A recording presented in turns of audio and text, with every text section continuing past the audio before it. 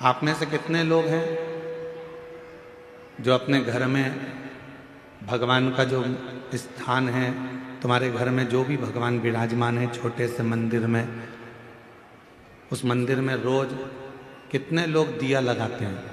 हाथ उठा हुआ है। सब लगाते हो दीपक? रखो।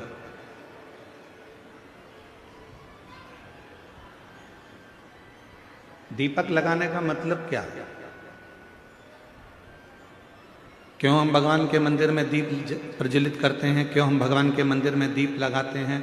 उसका कारण केवल एक होता है कि तेरी ज्योति और मुझ में जो तूने ज्योति दी है, वो दोनों ज्योति का मिलन तेरे सम्मुख में हो जाए।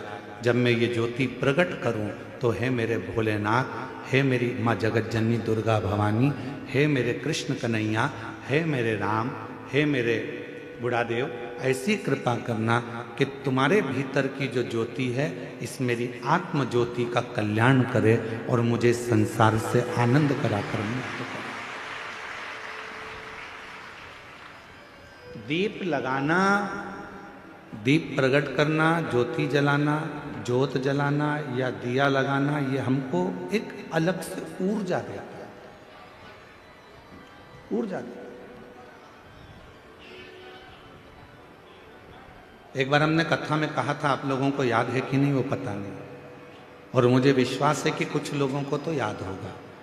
एक बार हमने कथा में कहा था कि तुम्हारे घर में जो पुराना दीपक होता है वो बहुत काम का होता है। जो पुराना दीप होता है, 50 तरह के दिए मत बदलो।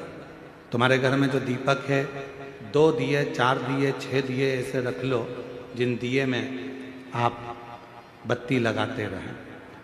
कभी इस दिए को अपने साफ करने रख दिया, मांझने रख दिया, घसने रख दिया, तो दूसरे दिए में बत्ती लगा दो, दूसरा मांझने गया तो तीसरे में लगा। उस दीपक में इतना बल हो जाता है, क्यों? क्योंकि वो भगवान के सामने रोज प्रज्वलित होता है, रोज वो दीपक में बाती जलती है, रोज वो दीप लगता है, तो उस दीपक में इतना बल आ जाता है कि तुम्हारी जिंदगी के आधे दुख तो वो दीपक ही हर लेता है, वो दीप की ज्योति ही समाप्त कर देती है। वो दीपक में इतना बल आ जाता है।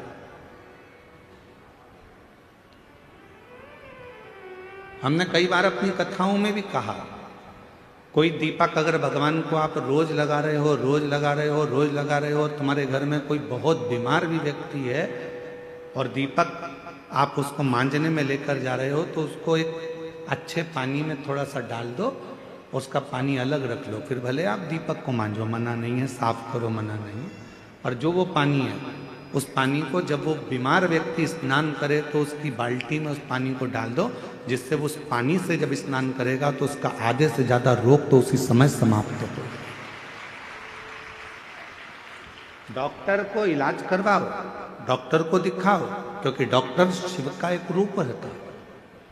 हॉस्पिटल जाओ, डॉक्टर शंकर का एक रूप है, उसको दिखाओ, मना नहीं, पर साथ में उस दीप में इतना बल हो जाता है।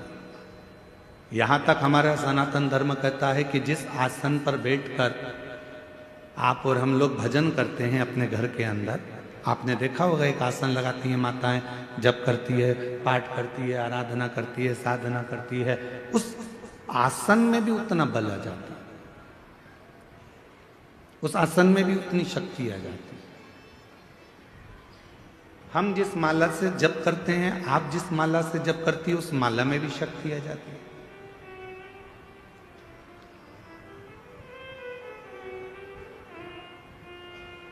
गले में जो आप एक कंठी माला पहनकर रखते हो रुद्राक्ष की, अपने गले के अंदर हमेशा, जैसे हम लोग भी अपने गले के अंदर एक हमेशा एक कंठी अंदर धारण कर कर रखते हैं, हमेशा, रात दिन सुबह शाम हर पल वो रुद्राक्ष हमारे साथ में रहता है।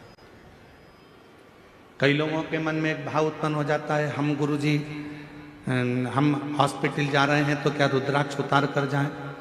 किसी के यहाँ पर बच्चा हो गया है तो हम क्या रुद्राक्ष उतार कर जाएं? मान लो हम स्त्री हैं, रजस्वला धर्म से हो गई, रजो धर्म से हो गई, तो क्या हम रुद्राक्ष उतार कर रख दें? शिव महापुराण की कथा कहती है आप किसी भी अवस्था में रहें, रुद्राक्ष कभी अशुद्ध नहीं होता, वो अशुद्ध को भी शुद्ध कर देगा। क्या स्त्री रुद्राक्ष पहन सकती है? जरूर।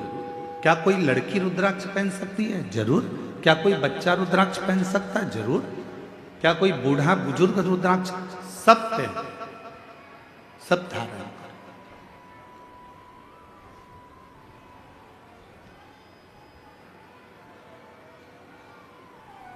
रुद्राक्ष में वो बल उत्पन्न हो जाता है। लोग सोचते हैं कि हम अशुद्ध हैं, हम हॉस्पिटल चले गए हैं, हम उस बच्चे को देखने चले गए हैं, हम अशुद्ध हो गए। ना ना ना, रुद्राक्ष आपको हर पल शुद्ध करता है, हर पल शुद्ध करता है। जैसे भगवान के भोग में तुलसी डाली जाती है, बिना तुलसी के क्या भगवान भोग स्वीकार कर लेते हैं? जम के बोलो, नहीं करते। भगवान को अगर भोग स्वीकार कराना है तो भगवान के भोग में तुलसी डालते हैं। भगवान के भोग में हम प्रसाद में तुलसा दल डाल देते हैं, जिससे भगवान उसको स्वीकार कर लेते हैं। उसी तरह भगवान भी, जिसके गले में रुद्राक्ष है और जिसके गले में तुलसी की माला है, भगवान भी देख लेता है कि मुझे इसको स्वीकार करना है, ये मेरा अपना है, इसको मुझे स्वीकार करना है, ये मेरा अपना। कुबेरेश्वर धाम का जैसे कंकर शंकर है, कुबेरेश्वर धाम की पवित्र भूमि का एक एक कंकर शंकर माना जाता है। वहाँ के कंकर को आप उठाकर लाते हो, घर में पूजन करते हो, एक ना एक दिन उस कंकर में आपको शंकर का प्रतिबिंब जरूर दिखता है, शिव का दर्शन जरूर होता है।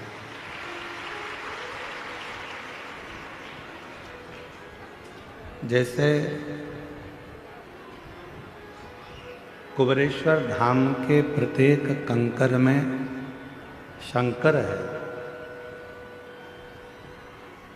कुबेरेश्वर धाम के प्रत्येक कंकर में जैसे शंकर है, वैसे ही संसार में जन्म लेने वाला प्रत्येक मानव, जलचर, थलचर, वायुचर, जीव जंतु, पशु पक्षी, मनुष्य, इन सब में परमात्मा समाया हुआ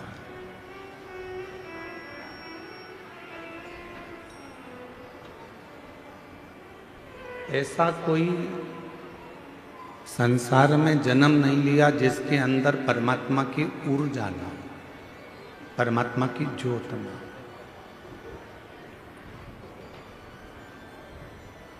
आप में से कितने लोग हैं जिनने कभी 12 ज्योतिर्लिंग में से किसी ज्योतिर्लिंग में जाकर भगवान का दर्शन किया? हाथ उठाओ जरा। किसी भी एक ज्योतिर्लिंग में करे हैं सबने? रखो हाथ नीचे। नमन, आपको प्रणाम। आप में से कई लोगों ने किसी न किसी ज्योतिर्लिंग में जाकर भगवान का दर्शन जरूर किया।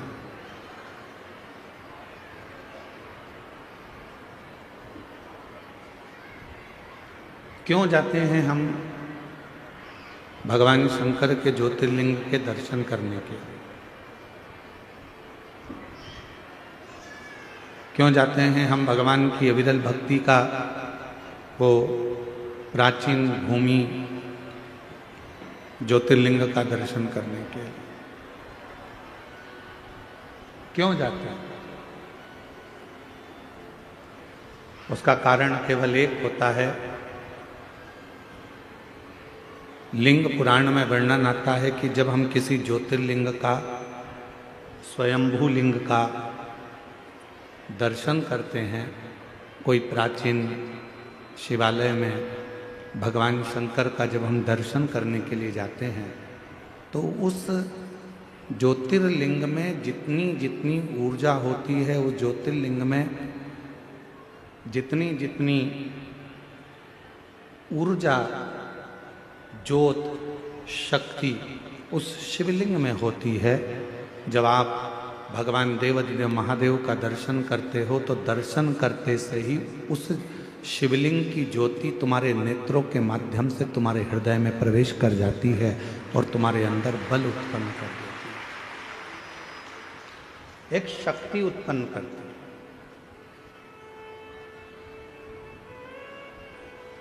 ज्योतिर्लिंग का दर्शन हमें शक्ति देता है, ज्योतिर्लिंग का दर्शन हमको बल देता है, ज्योतिर्लिंग का दर्शन हमें ऊर्जा देता है, ज्योतिर्लिंग का दर्शन हमको एक मार्ग निश्चित कर देता है, ज्योतिर्लिंग का दर्शन हमको भगवान शंकर की शरणागति प्रदान करने का बल प्रदान कर देता है। किसी भी ज्योतिर्लिंग का आप दर्शन करें तो वहां बल मिलता है।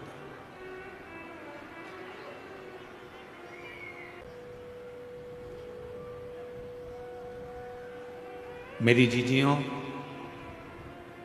मेरे जीजाओं, मेरी बेटियों, बेटाओं, मेरी माताओं, मेरे बुजुर्ग माता पिता तुल्य आप सब विराजमान हो। मैं निवेदन करूं आप सबसे, भव सागर बहुत गहरा है, संसार सागर बहुत गहरा है। इस पूरे संसार सागर में आज के समय में किसी को समझना बहुत कठिन। कुत्ते को देखकर समझ जाओगे कि कुत्ता काटने वाला है, बोलो सही है कि गलत है। सांप को देखकर समझ जाओगे कि सांप डसने वाला है। शेर को देखकर समझ जाओगे कि शेर आक्रमण करने वाला है। चीते को देखकर समझ जाओगे कि ये चीता आया है, ये हमें खा जाएगा। हाथी को देखकर समझ जाओगे कि हाथी के पांव बड़े हैं, ये हमें दबा देगा। बिच्छू को देखकर समझ जाओगे कि ये डंक मार देगा। पर इंसान को कैसे पहचानोगे कि ये अपन को कब निपटा देगा? बिच्छू को पहचानना सरल है, सांप को पहचानना सरल है, शेर को पहचानना सरल है, कुत्ता को पहचानना सरल है। पर इस कलिकाल में, इस संसार सागर में, आज के समय में मनुष्य को पहचानना बहुत कठिन, बहुत कठिन। और देखो, कुत्ता को रोज अगर अपन रोटी देंगे ना तो कुत्ता भी दो महिला के पास में बैठ जाएगा, काटेगा नहीं। रोज रोज रोटी दो कुत्ता को तो वो कुत्ता भी नहीं काटता। लोग कह देंगे वो काट खाएगा, नहीं नहीं वो अपना पालतू है, वो नहीं काटेगा, वो नहीं काटेगा, पालतू है। कुत्ता को रोज रोटी देंगे तो वो कुत्ता काटता नहीं है। पर आज का संसार ऐसा हो गया कि पूरी जिंदगी आपने किसी को दे दी, पूरा धन आपने किसी को दे दिया, पूरी प्रॉपर्टी आपने किसी को दे दी, उसके बाद भी लोग काटने को तैयार बैठे हैं, आपको नुकसान पहुंचाने को तैयार।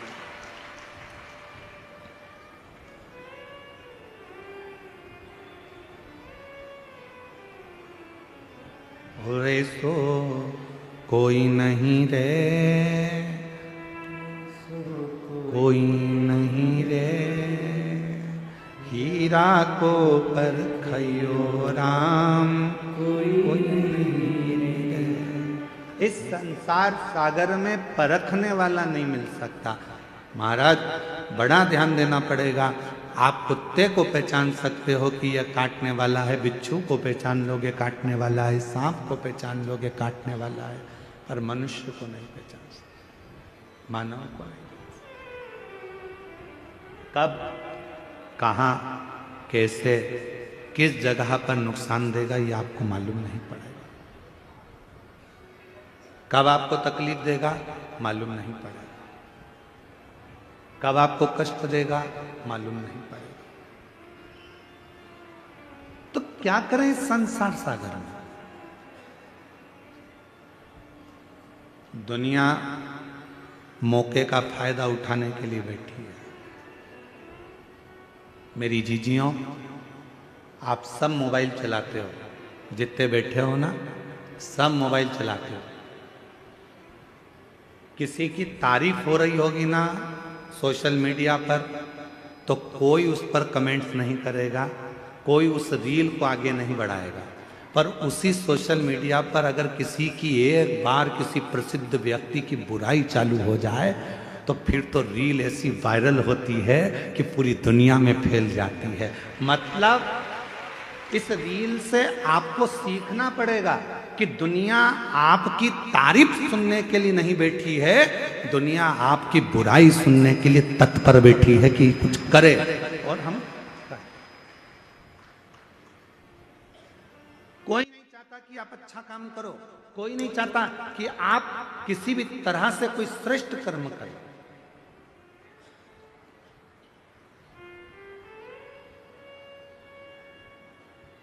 गौ माता के जो रक्षक हैं, गौ माता की जो सेवा में लगे रहते हैं, राष्ट्र की जो सेवा में लगे रहते हैं, सनातन धर्म को आगे बढ़ाने में लगे रहते हैं, सनातन धर्म को मजबूत करने में लगे रहते हैं, दुनिया के लोग उसी की बुराई में लगे रहते हैं।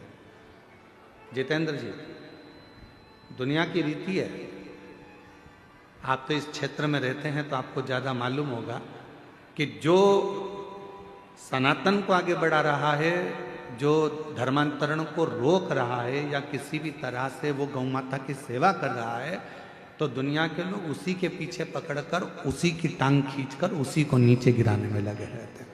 ये रीत है। आप देखना जितेंद्र जी, हम तो कथा करके चले जाते हैं पर लोगों के स्मरण में वो चीज़ रहती है, बैठे वो स्मरण में। कोई अच्छी रील तुम्हारे सामने आएगी मोबाइल पर, किसी की तारीफ आ गई, उसने इतना अच्छा काम किया, कोई उस रील को आगे नहीं बढ़ाएगा। पर किसी बहुत प्रसिद्ध व्यक्ति की अगर कोई ने एक बार निंदा लिख दी, बुराई लिख दी, तो लोगों ने उस रील को वायरल करना प्रारंभ कर दिया। काकी जी देखो उनके बारे में क्या बोल रहे हैं, चाचा जी देखो वो महाराज के बारे में क्या बोला गया, काका जी देखो उनके बारे में क्या बोला गया। वो रील ऐसे वायरल होती है, ऐसे वायरल होती है। क्यों? क्योंकि दुनिया बैठी केवल तुम्हारी बुराई सुनने के लिए है, दुनिया बैठी केवल तुम में बुरा देखने के लिए है। पर शिव पुराण की कथा कहती है कि दुनिया के लोग कुछ भी कहें, शंकर भगवान को लोग शब्दों पर शब्द कहते रहे थे। ध्यान देना, भगवान देवताओं ने भी शिव जी को नहीं छोड़ा, खुद के ससुर ने भी शंकर भगवान को नहीं छोड़ा, दक्ष प्रजापति ने भी शंकर भगवान को अपशब्द पर अपशब्द कहे। साड़ू भाई था कामदेव, उसने भी नहीं छोड़ा। सती की बहन थी रति, कामदेव की पत्नी, उनने भी कहने में नहीं छोड़ा। जितने भी रिश्तेदार थे, जितने भी कुटुंबी थे, जितने भी लोग थे, सबने शंकर भगवान को अपशब्द किया। उसके बाद भी शिव जी ने किसी का बुरा नहीं करा और देवताओं के हित के लिए विष पी गए और नीलकंठधारी बन गए। किसी के लिए मेरे भोले बाबा ने, किसी के लिए मेरे शंकर भगवान ने एक शब्द भी नहीं कहा, क्योंकि शिव जी को मालूम था कि बोलकर बुरा होने से अच्छा है कि जो विष है ये देवता पिएंगे, संसार के लोग इसको ले लेंगे और बर्बाद हो जाएंगे। इस विष को मैं पी लेता हूं और भगवान नीलकंठधारी हो गए। देवता केवल देवता रह गए और मेरे शंकर भगवान विष पीकर, देवता अमृत पीकर देवता रह गए, पर मेरे शंकर भगवान विष पीकर देवों के भी देव महादेव, देवों के भी देव महादेव। इसीलिए उनको बड़ा देव कहते हैं, इसलिए उनको बूढ़ा देव कहते हैं, इसलिए उनको घर का बुजुर्ग देव कहते हैं। अर्थात बूढ़ा देव का मतलब क्या होता है कि जो सारे संसार का सबसे वृद्ध हो, जो सारे संसार का पूजनीय हो, जो सारे संसार जिसको पूजता हो, दुनिया का हर व्यक्ति जिसकी आराधना करता हो, वो देव अधिदेव महादेव बूढ़ा देव के रूप में पूजाते हैं। वो देवादिदेव महादेव बूढ़ा देव के रूप में पूजाते हैं। लोग कहते हैं आदिवासी वनवासी ये सब अलग हैं, अन्य जातियां अलग हैं। नहीं, जितने संसार में, जितने शहर में रहते हैं वो भी आदिवासी थे, वो भी वनवासी थे। आप और हम भी पहले, हमारे पूर्वज, आपके पूर्वज कहाँ से आए जरा अंदाजा लगाओ। वो भी कहीं जंगल में रहते थे, वो भी कहीं वन में रहते थे, वो भी आदिवासी वनवासी थे। वो सारे एक ही देव को पूजते थे। वो सब, चाहे संसार का कोई भी व्यक्ति हो, वो सब एक देव को पूजते थे। वो बूढ़ा देव, देवाधिदेव महादेव, उसी की आराधना करते थे। अब लोगों ने भगवान को बांट लिया, ये इनके देवता हैं, वो उनके देवता हैं। पर नहीं, मेरा बूढ़ा देव, मेरा महादेव, मेरा शंकर भगवान सबका देवता है। उसको सब पूजा, सब पूजा। उसमें भेद नहीं है, शिव में कभी भेद नहीं हो सकता।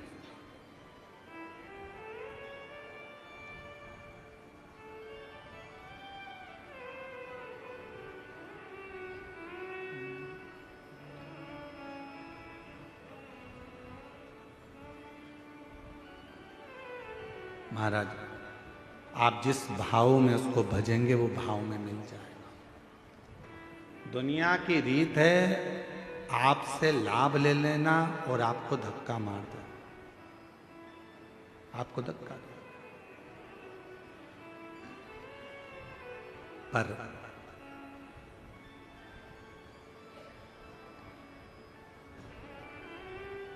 उस शिव को जिसने पुकारा है,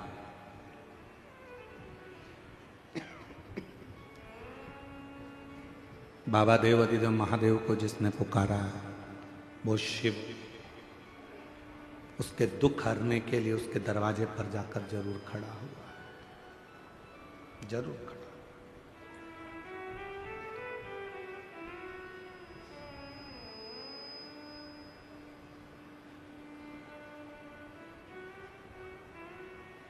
एक जगह पर हम कथा करने के लिए गए, जैसे यहाँ आए थे कच्चे गांव, तो कच्चे गांव में भी हम पहुँचे जब, तो वहाँ उनके जजमान जी जायसवाल जी के यहाँ खूब ढोल बज रहे थे, खूब ढोल। कच्चे गांव आने से पहले एक जगह पर मंदिर में कहीं पास का कोई गांव था, वहाँ रोक लिए थे, तो वहाँ पर मंदिर में वहाँ पर भी दरवाजे पे बहुत ढोल बज रहे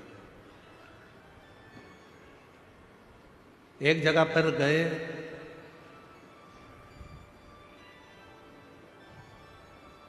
वहां पर भी ढोल बज रहा था और एक बकरी का बच्चा उस ढोल को सुन रहा था।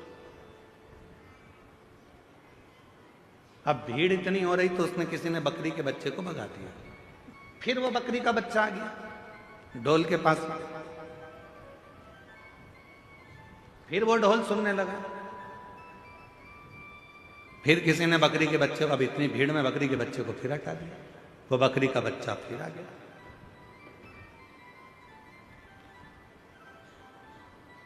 इतने में ढोल वाले ने उसको थोड़ा सा डंडे से, वो जो ढोल बजाने वाला डंडा होता है, उससे ऐसा करा, बकरी का बच्चा उधर गया। फिर हम बहुत देर से देख रहे थे ये लोग नाच रहे हैं और हम गाड़ी में से हम देख रहे हैं कि ये ढोल वाला उस बकरी के बच्चे को हटा रहा है। अब की बार उसने कहा हटता भी नहीं है और बकरी का बच्चा फिर आया। हमने इशारा कर कर ढोल वाले को बुलाया, हमने कहा इधर आ। कहा गुरुजी क्या बात है?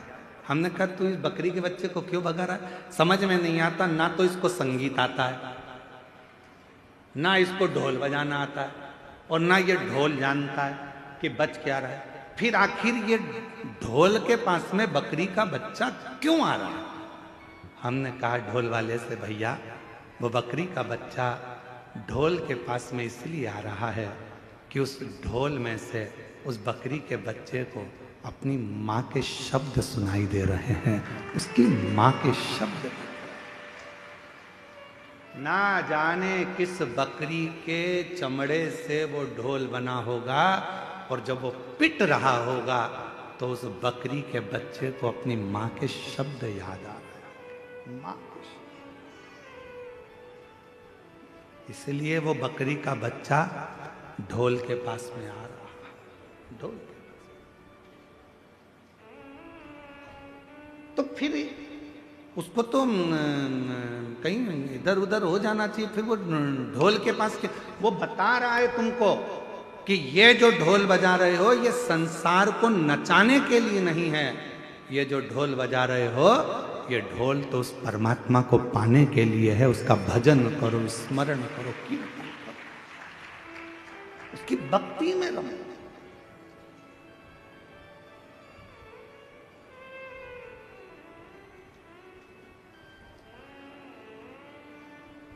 उसके भजन में रमो, उसके स्मरण में रमो। बिना भक्ति के कुछ प्राप्त नहीं हो सकता, कुछ। श्रीमद् भागवत कथा में राजा राहुगण का एक चरित्र आता है। राजा राहुगण पालकी में बैठकर जा रहे थे और पालकी उठाने वाले के पांव में लग गई थी। आप लोगों ने श्रीमद् भागवत सुनी होगी तो आपको मालूम होगा।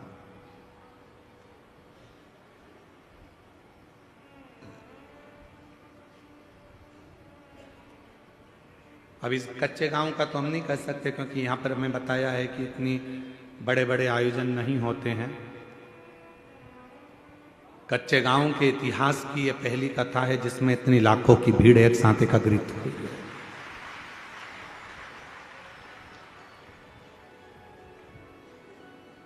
और आज सबसे ज्यादा प्रसन्नता यदि कोई हमसे पूछे कि किसको हो रही है इस कथा की, तो हम छाती ठोक कर कहते हैं कि कच्चे गांव की कथा की सबसे ज्यादा प्रसन्नता हमको हो रही है।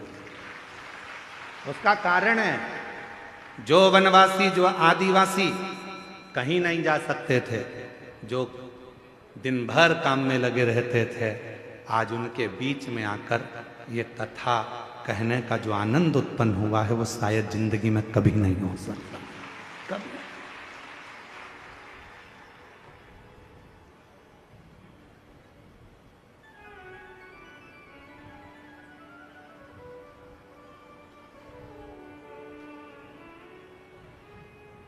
जरूरी नहीं है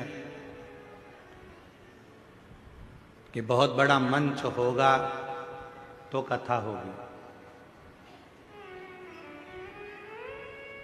आज आप लोगों के बीच में कहकर जा रहे हैं, जितने वनवासी आदिवासी बैठे हैं उन लोगों से निवेदन कर कर जा रहे हैं, कभी तुमको लगे कि हमारे इस क्षेत्र में कथा होना है, आप हमको याद करना। कोई रुपये की बात नहीं, कोई पैसे की बात नहीं। आप मंच नहीं बनाओ तो किसी पेड़ के नीचे एक पत्थर रख देना, उस पत्थर पर बैठकर शिव महापुराण की कथा हम आदिवासी और वनवासियों को सुनाकर जाएंगे।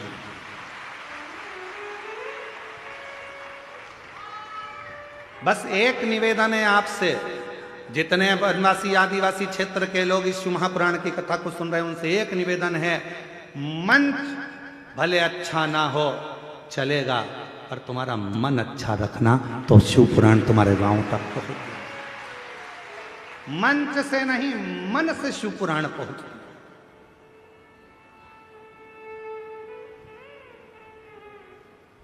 मन से।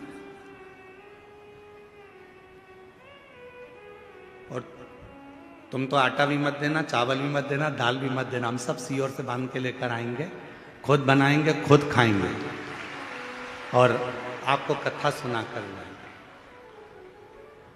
और अगर लगे भी ना आपको ऐसा कि गुरुजी हमारे पास कोई व्यवस्था नहीं है, आप तो बस आ जाओ और कथा सुना कर जाना, तो हम तो ये राधे साउंड वाले से भी कह देंगे कि तू भी वृंदावन से साउंड लेकर चल और कथा सुना कर। बस इतना याद रखना, आपसे एक ही वचन लूंगा उस कथा में, जहां भी कथा करने जाऊंगा, आदिवासी वनवासी क्षेत्र में कोई भी कथा कराए, हमें सूचना दो। किसी के आडंबर में मत पड़ना, किसी के कहने में मत आना, सूचना स्वयं हमको देना। पर एक वचन वहां लूंगा कि उस क्षेत्र में जिस क्षेत्र में कथा करेंगे, उस क्षेत्र का एक भी हिंदू किसी दूसरे धर्म में नहीं जाएगा तो कथा।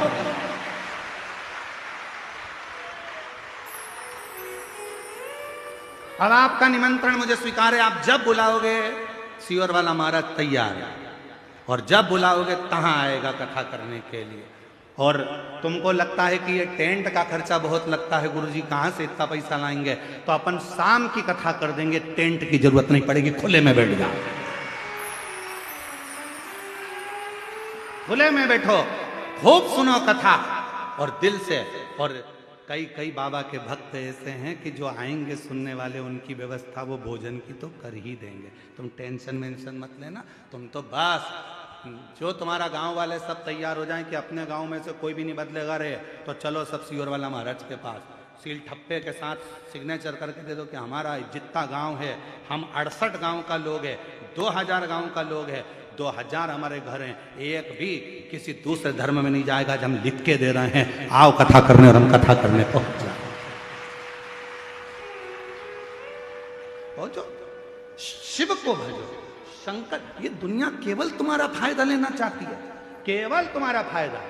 तुमसे जितना लाभ लेना होगा उतना लेंगे, बाद में तुम्हें धक्का मार देंगे। ये दुनिया की रीति है, समझ जाओ, समझदार हो जाओ सब। ये मत सोचो कि अब ये संसार के लोग मीठा मीठा बोल के अपना, ना ना ना, संसार में बड़ी विचित्र बात है, लोग कुछ का कुछ बताते हैं और कुछ का कुछ करते हैं। इसलिए याद रखना, अच्छा मंच नहीं होगा चलेगा, अच्छा पंडाल नहीं होगा चलेगा, अच्छी मंच नहीं होगा चलेगा, पर अच्छा मन रखना। शिव महापुराण की कथा तुम्हारे गांव तक जरूर पहुंचे, शिव कथा जरूर। अभी ये कथा कल विराम हो जाएगी, सवेरे 8 बजे से 11 बजे तक यहाँ हो जाएगी, टीवी पर 1 बजे से 4 बजे तक आ जाएगी। 7 तारीख से कथा दंतेवाड़ा क्षेत्र में हो रही है। आज एक दंतेवाड़ा क्षेत्र से एक लेटर सीओर भेजा, हम प्रयास करेंगे उस पत्र की भी कॉपी आपको। उस पत्र में एक वनवासी महिला ने उस पत्र को लिखा और व्हाट्सएप पे डाला सीहोर के ऑफिस में कि हमारे दंतेवाड़ा क्षेत्र में पहली बार कोई महाराज इतनी विशाल कथा करने के लिए आ रहा है। पूरा क्षेत्र उत्साहित, पूरा क्षेत्र उत्साहित। वो उत्साह में हम एक भाई का नाम आया तो पीएसओ के पास है,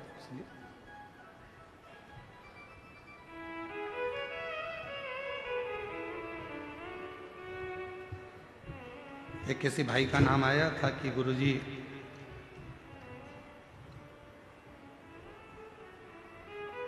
श्री देवेन टेकाम जी भानु प्रतापपुर से हैं, वो हमेशा सनातन को जोड़ने का और धर्मांतरण को रोकने का प्रयास करते रहते हैं। उनके लिए एक बार जोरदार ताली बजाकर साथ होगा।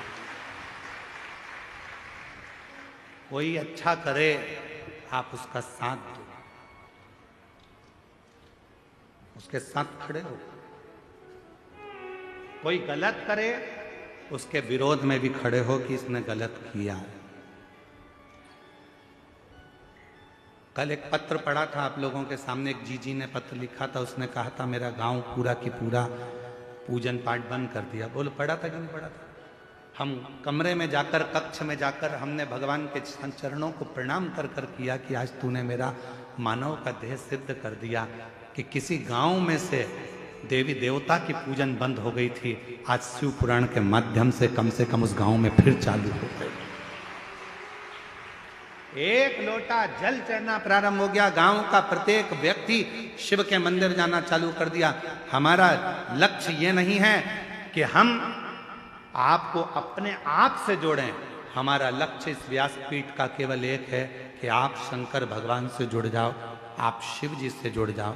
जितने वनवासी आदिवासी हम उनसे ये भी नहीं कहेंगे कि तुम कहीं इधर उधर जाओ, आप तो अपने बूढ़ा देव से जुड़ जाओ, आप अपने बूढ़ा महादेव से जुड़ जाओ, कहीं मत जाओ। आप अपने बूढ़ा देव की आराधना करो। आप बूढ़ा देव वो शंकर का प्रतिबिंब है, वो शिव का प्रतिबिंब है, शंकर का स्वरूप है। आपको कहीं जाने की जरूरत नहीं है।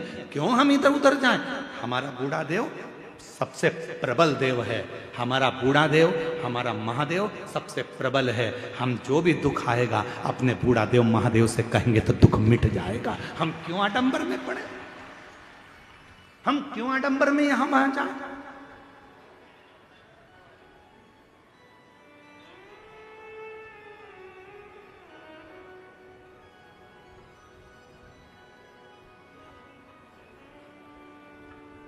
शिव की कथा आपको आडंबर से दूर कर देती है। शंकर भगवान की कथा आपको दिखावे से, पाखंड से दूर कर देती है, दिखावे से दूर कर देती है। आपने पहले दिन की कथा में कौन कौन था? जरा हाथ उठाओ। पहले दिन की कथा में जो थे वो हाथ उठाओ। उठाया हाथ सबने? रखो। पहले दिन की कथा में एक बहन वहां से बहुत तेज चिल्लाई थी ना, चीखी थी ना। उसके बाद में कोई नहीं चिल्लाया ना। सबको मालूम है महाराज झेलता ही नहीं। सबको मालूम है कि शंकर की कथा है, जो भूतों का देव है, स्वयं देव अधिदेव महादेव कालों को हरने वाला है। उसकी कथा में कोई नहीं आ सकता। उसकी कथा में तो स्वयं शिव ही है। उसकी कथा में केवल शंकर आता है। शंकर की कथा को शंकर ही सुनते हैं। ये शिव महापुराण के महत्तम में लिखा है। चंचुला देवी ने तुमरुका जी से कहा कि मेरे पति की प्रेत योनि से मुक्ति के लिए कथा करवाना है। तो तुमरुका जी ने पूछा कि कथा का यजमान कौन है? तो चंचुला देवी बोली मैं। तो कह दिया संसार का मनुष्य इस कथा का यजमान नहीं बन सकता। शिव महापुराण की कथा का यजमान मनुष्य नहीं बन सकता। श्रीमद् भागवत होती तो राजा परीक्षित थे, रामचरितमानस होती तो काशी के नरेश थे, विष्णु पुराण होती तो अन्य राजा थे, पर शिव पुराण का यजमान कभी भी संसार का मनुष्य नहीं बन सकता। भगवान तुमरुका जी ने कहा अगर शिव महापुराण की कथा सुनना है तो उसका तो केवल एक ही यजमान हो सकता है, वो शंकर और पार्वती हैं। तब शिव पार्वती कथा के यजमान।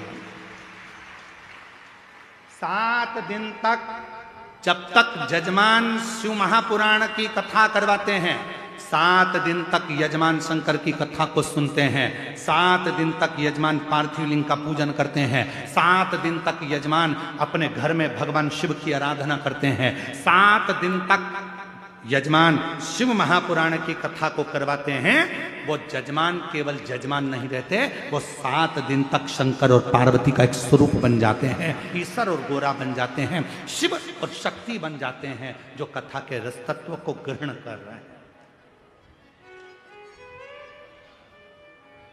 जायसवाल जी से आप पूछना, हम चले जाएं उसके बाद में भी पूछ लेना। क्यों जायसवाल जी?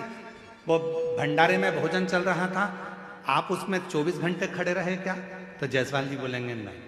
बोलो जायसवाल जी, 2 लाख लोग भंडारे में अभी तक भोजन कर चुके हैं।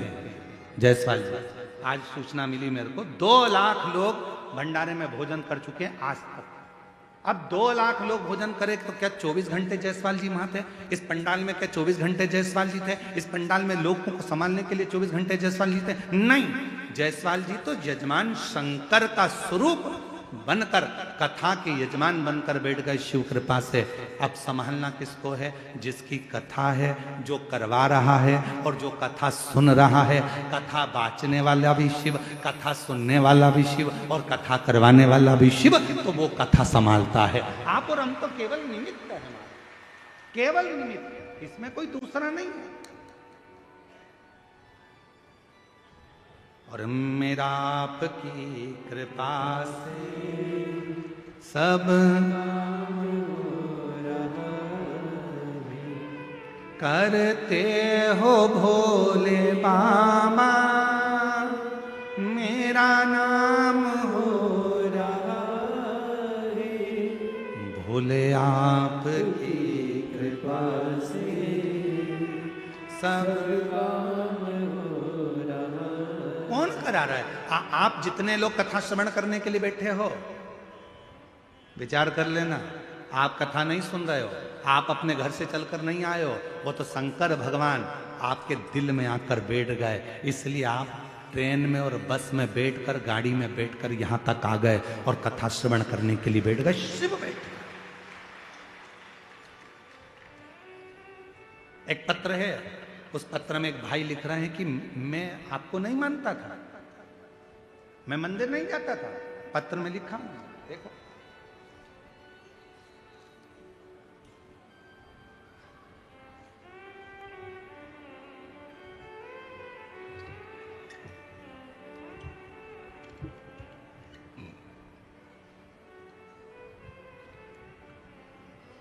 मेरा नाम माहेश्वरी अग्रवाणी, ग्राम बस्तर, जिला बस्तर से आया। कहीं बैठी हो, हाथ हिला सकती हैं। मेरा नाम माहेश्वरी अग्रवाणी, ग्राम बस्तर, जिला बस्तर से है। कहीं बैठी हो तो हाथ हिला सकती हैं। और अगर कहीं बैठी हो तो एक बेलपत्र लेने के लिए आ सकती हैं। हाँ, हाथ हिलाओ, जरा दिख जाओगे, अभी दिख नहीं रहे हो। हाथ हिलाओ, वापिस दिख जाओगे। हाँ, दिख गई जी, दिख गई। आ जाओ, एक बेलपत्र ले जाना, आ जाओ। रोते नहीं, खुश खुश आओ, कराओ, आंसू पूछ कराओ। गुरुजी बस्तर से, 2000 में मेरे पति चले गए थे। मैं विधवा हूं, मैं विधवा हूं। 2000 में पति गए, 2025 चल रहा है गुरुदेव, मैं विधवा। मेरा पुत्र है, 3 साल का था जब मेरे पति का स्वर्गवास हुआ। तब से मैंने अपने जीवन में बहुत संघर्ष किया। गुरुजी, जीवन ऐसे ही कटता चले गया, पर आपकी कथा ने एक बार मोबाइल में मैंने सुन ली, तभी से मंदिर जाना चालू करा। मेरे जीवन में शिव क्या होते हैं मैंने आपकी कथा से जाना। एक लक्ष्य था मंदिर जाने का, मेरा बेटा कोई अच्छे पद पर बैठ जाए। मंदिर में साफ करती, सफाई करती, पशुपतिनाथ का व्रत करती, बेटे को भी कहती।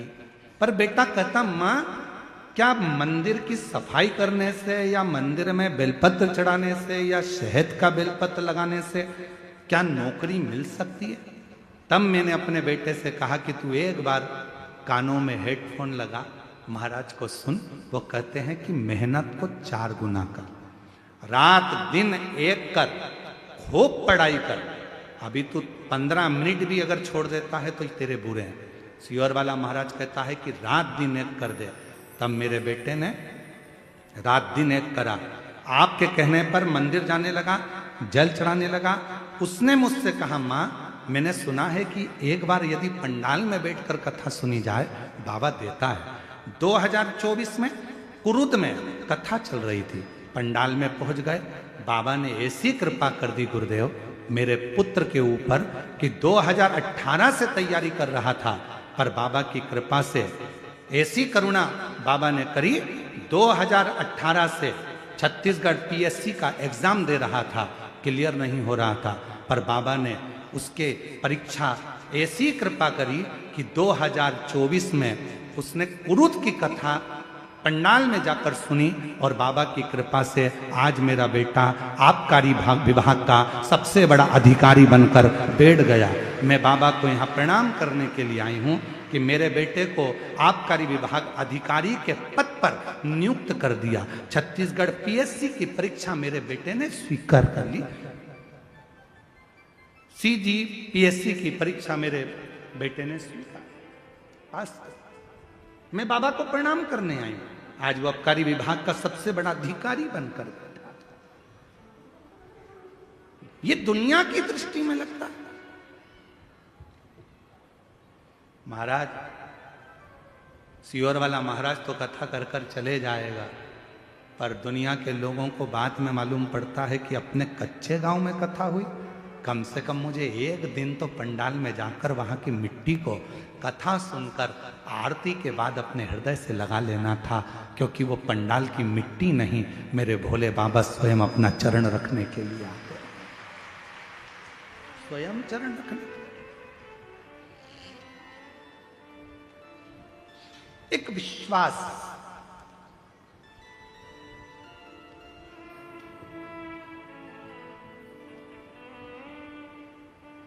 उसने एक लाइन लिखी है, मानना गुरुदेव, ना जाने कितने लोगों का विश्वास हो आप, मैं जी आपसे कहूंगा मैं विश्वास नहीं हूं, ना जाने कितने लोगों का विश्वास है शिव महापुराण की कथा, भरोसा है शिव।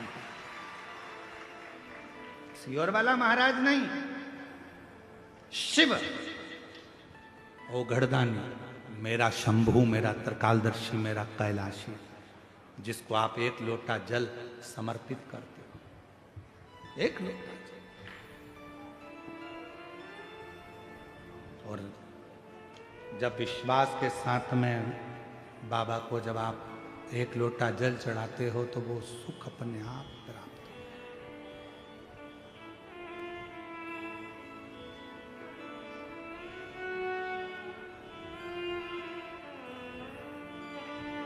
मेरा तू ही तो हमदर्द है, जिसे हर दर्द कहता हो, मेरा तू ही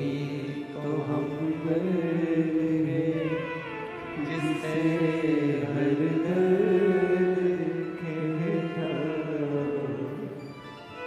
दुनिया के आगे प्रभु चुपचाप मैं रोता हूँ। दुनिया के आगे प्रभु चुपचाप मैं रहता हूँ। मेरा तो ही तो हमदर्द है जिसे हर दर्द कहता हूँ। मेरा तो ही तो हमदर्द है जिसे हर दर्द कहता। माँ कह रही है, मैंने बाबा का चमत्कार जो देखा, मेरा बेटा कहता था क्या शिव जी नौकरी दे सकता है? 3 साल में 3 नौकरी दी। पहले बनाया उसको जीएसटी अधिकारी, फिर बनाया, पहले टीचर में बनाया, फिर जीएसटी अधिकारी बनाया, और अब आबकारी विभाग का सबसे बड़ा अधिकारी बनाकर बिठा दिया। मेरा तू ही तो हमदर्द है जिसे हर दर्द कहता हूँ। मेरा तू ही तो हमदर्द है जिसे हर दर्द कहता हूँ। उससे दिल से कहो, दिल से। आप हम पर भरोसा ना करिए, पर शिव पर भरोसा करिए। सियोर वाले महाराज का तो क्या है, शरीर है जब तक चल रहा है।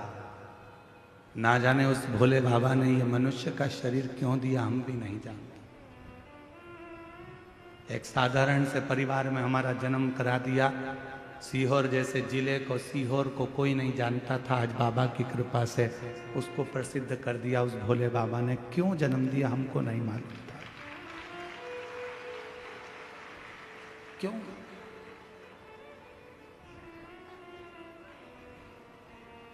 खूब लोग अपशब्द कहते हैं, ताने देते हैं, गाली देते हैं, पर हम बाबा से प्रार्थना करते हैं, हम जवाब ना दें पर तू जवाब जरूर देना। तेरे जवाब का इंतजार रहता है, तेरे जन्म देने वाला हो। आज उस माँ से पूछो जो खड़ी होकर कहती है कि जिस बेटे का बाप नहीं और मेरा कोई नहीं, शंकर जी की कथा ने संभाल लिया। शिव की कथा, कितनों का विश्वास। मेरा तू ही तो हमदर्द है जिसे हर दर्द कहता हूँ। मेरा तू ही तो हमदर्द है जिसे हर दर्द कहता हूँ। आया नजर ना कोई भी अपना जब मुझको दरकार थी, जब मुझको दरकार थी, तब मेरे पथ का जीवन के रथ का तू ही बना सारथी, तू ही बना सारथी। भोले ने करी हर कदम पे ये मेहरबानियाँ। मेरा तू ही तो हमदर्द है जिसे हर दर्द कहता हूँ। मेरा तू ही तो हमदर्द है जिसे हर दर्द कहता हूँ। संसार के आगे जाकर रोगे, लोग हंसेंगे, ताना कसेंगे, अपशब्द कहेंगे, आड़ा टेढ़ा बोलेंगे, पर मेरे शंकर भगवान के मंदिर में जब एक लोटा जल लेकर पहुंचोगे, श्री शिवाय नमस्तुभ्यम कहकर जब जल चढ़ाओगे, वो तुम्हारी जिंदगी के सारे दुखों को धीरे धीरे समाप्त करता चले जाएगा। समाप्त। शिव के साथ किया गया छल, शंकर के भक्त के साथ किया गया छल और शंकर की कथा में किया गया छल व्यक्ति को रुला रुला कर मार देता है। छल से दूर रहना, शिव महापुराण की कथा को शिव पुराण रहने देना, भगवान शंकर के भक्त को भक्त रहने देना और मेरे काल अधिपति को महाकाल ही रहने देना। उसमें ना कोई आडंबर, ना कोई दिखावा, ना कोई छल, ना कोई, उसकी भक्त भजन स्मरण करो। जवाब वो देगा, इंतजार करना उसके जवाब का। एक बात पूछें, उत्तर दोगे? बोलो तो जम के, सब उत्तर दोगे? किराए की गाड़ी करते हो तो वो घर तक छोड़ती है कि नहीं छोड़ती है? छोड़ती है ना। तुमने गाड़ी करी किराए की, भैया हमको जाना है और माँ घुमा के लाओ और वापस घर पे छोड़ो, तो छोड़ेगा कि नहीं छोड़ेगा? बोलो बोलो। तुमने किराया दिया है, छोड़ेगा। पैसे दिए तुमने, बढ़ के दिए तुमने, तो तुम्हें घर तक छोड़। और तुम ट्रेन का सफर करो तो ट्रेन तुम्हें तुम्हारे घर तक छोड़ेगी? नहीं। और ट्रेन वाले से तुम झगड़ा कर लो, नहीं मेरे को तो मेरे घर तक छोड़ना पड़ेगा, आधे रास्ते में कैसे उतर जाऊं? कौन लेने आएगा? रात का समय, पानी गिर रहा है, बट ट्रेन वाला कहेगा ओ तेरा हाथ जोड़ता हूं, उतर जा नीचे, चल। अरे तो मैंने टिकट लिया, मुझे घर तक छोड़ क्या? नहीं, बाहर जाओ, चलो उतरो ट्रेन से नीचे।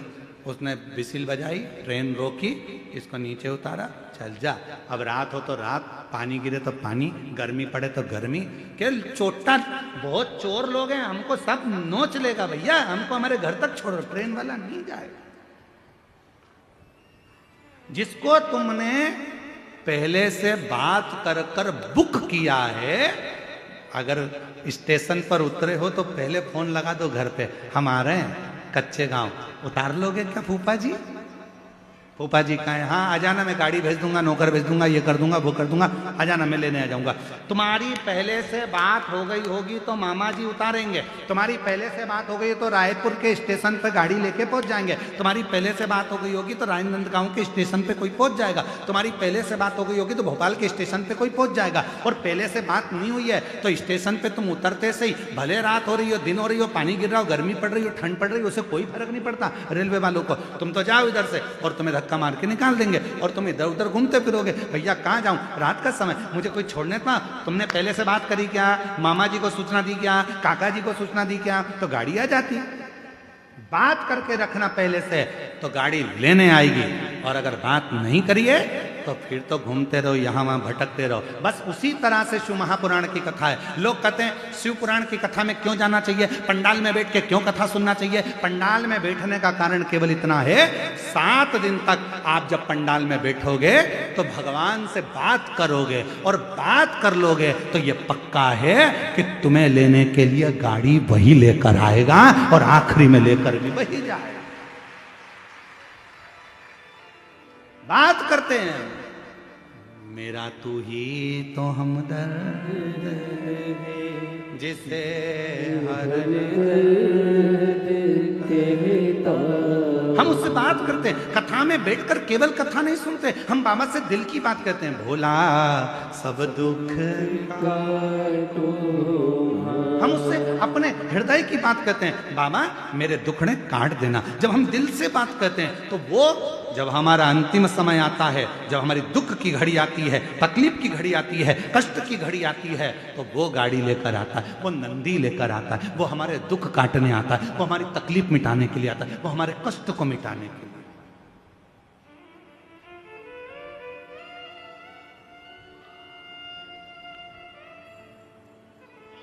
फिर भले तुम चुप हो, फिर भले तुम कुछ ना।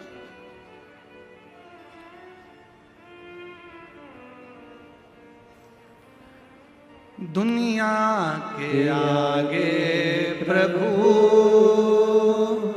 चुपचाप दुनिया के आगे प्रभु चुपचाप रहता मेरा तू ही तो हमदर्द जिसे हर दर्द कहता मेरा तू ही तो हमदर्द है जिसे हर दर्द कहता कहो सुनेगा स्वीकारेगा कैसे ना स्वीकारेगा। कहते हैं अगर दिल से आपने कोई बात कही है तो दिल की कही हुई बात भले किसी को मोबाइल मत करो, फोन मत करो, दिल से याद किया है तो वो कितनी भी दूर होगा उसको हिचकी चलने लगती है। यहाँ हिचकी बोलते हैं कि डुचकी बोलते हैं? हिचकी,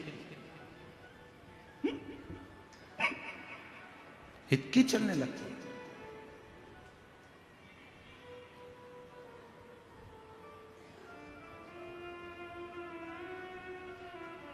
एक पति खाना खा रहा था, भोजन कर रहा था, पत्नी उसको खाना खिला रही थी और उसको एकदम हिचकी चल रही। पत्नी ने पानी ला कर दिया फिर भी हिचकी बंद नहीं।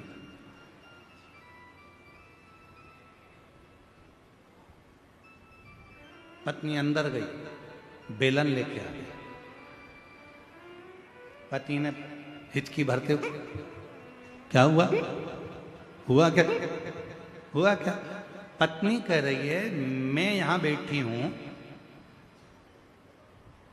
तो कौन है जो तुमको याद कर रहा है? सही बता दो बिल्कुल ईमानदारी से। जब मैं यहां बैठी हूं तो कौन तुमको याद कर रहा है? किसकी हिम्मत जो मेरे पति को याद कर रहा है? पति रोटी का टुकड़ा यहां अटक गया, हिचकी बंद, हिचकी बंद। कौन है याद?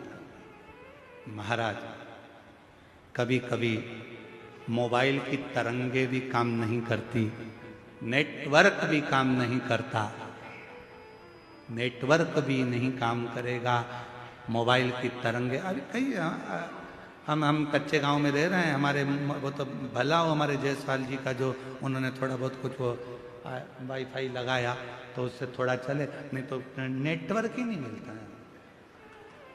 और हमारे टाइम पे तो ऐसा हमेशा ही होता है, सीहोर में कोई भी कार्यक्रम चालू हुआ नेटवर्क गायब। कहीं पर भी कथा करने गए और वहां का नेटवर्क गायब। कई लोग यहाँ पर हमारे पहले के भी सुनने वाले, उनसे पूछ लो, बोले कथा में कहीं पर भी जाओ उनका नेटवर्क पहले गायब हो, क्योंकि भगवान भी चाहता है कि दुनिया वालों से नेटवर्क मत जोड़। यहाँ आया है तो अब मुझसे नेटवर्क जोड़ ले, बाकी के सब छोड़ दो। नेटवर्क गायब। एक संबंध जोड़ो, एक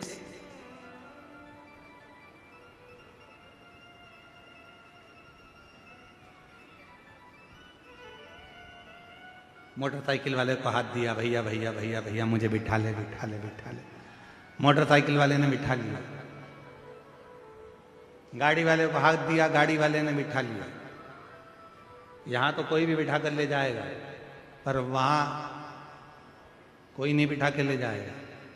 वहां तो अकेले आए थे, अकेले जाना है, भक्ति करना है भगवान की।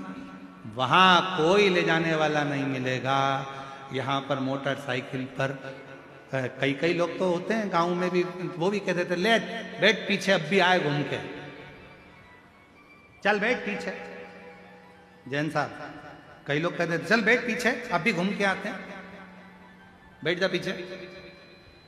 और एक आध बार जिसको तुम कंधे पर लेके जा रहे हो मुर्दे को, और वो उठकर बोलते ले आजा, घूम के आते हैं, चल बैठ आजा, इतनी देर में तो तुम्हारा हाँ पड़ी भर जाए।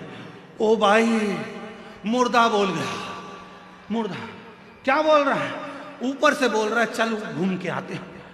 बाप रे, वो घर जाके बीपी की गोली खाई, शुगर ऊंचे नीची हो गई, हापड़ी भरा गई, डॉक्टर के पास पहुंच गई, बाबाओं के पास पहुंच गई, गले में 25-30 ताबीज बाज लिए, 25-30 ताबीज। बाबा क्या हुआ? एक जनी के पीछे पीछे जा रहे थे उसको अंतिम संस्कार के लिए, वो अर्थी पे उठ के बैठ गया, चल घूम के आते हैं। नहीं आ रही है। अब यहां कहने वाले तो बहुत मिल जाएंगे, चल घूम के आते हैं, पर वहां ले जाने वाला कोई नहीं मिलेगा। तब तुम्हारा जो एक लोटा जल तुमने शिव को चढ़ाया है, तुम्हारी दुख की घड़ी में मेरा शंकर नंदी लेकर खड़ा रहेगा। आओ चलो, मैं तुम्हें लेकर चलता हूँ। कोई दुख नहीं भोगना है, कोई कष्ट नहीं भोगना है, कहीं तुमको दुख नहीं भोगना है। तुमने कच्चे गांव में शिव पुराण की कथा सुनी थी, इसलिए कष्ट तुम्हारा मैंने काट दिया। अब दुख नहीं, तकलीफ नहीं, अब तू इंतजार कर। कथा सुनी है तूने पंडाल में बैठकर, घर पर रहकर, टीवी के सामने, मोबाइल पर, फेसबुक यूट्यूब पर कथा का रसतत्व तूने ग्रहण किया है। तेरे दुख काटने की जवाबदारी अब मेरी हो गई है, तो चिंता मत करना। 3 महीने में जो तूने मांगा है तेरी झोली में दे दूंगा। क्यों चिंता कर? क्यों चिंता कर? और जब उससे प्रीत जुड़े, प्रीत कितना सुंदर कहा भगवान शंकर की कथा में वर्णन आता है। देवाधिदेव महादेव भगवान शंकर की पवित्र कथा कर रही है। तुमरुका जी के सम्मुख में तुमरुका जी कथा का रसतत्व ग्रहण करा रहे हैं। चंचुला देवी कथा सुन रही है और सामने बैठे ईश्वर जी और गोरा जी शिव महापुराण की कथा सुन रहे हैं। भगवान शंकर और पार्वती कथा का रसतत्व ग्रहण कर रहे हैं। भगवान देवाधिदेव महादेव कथा को रसतत्व ग्रहण कर रहा है।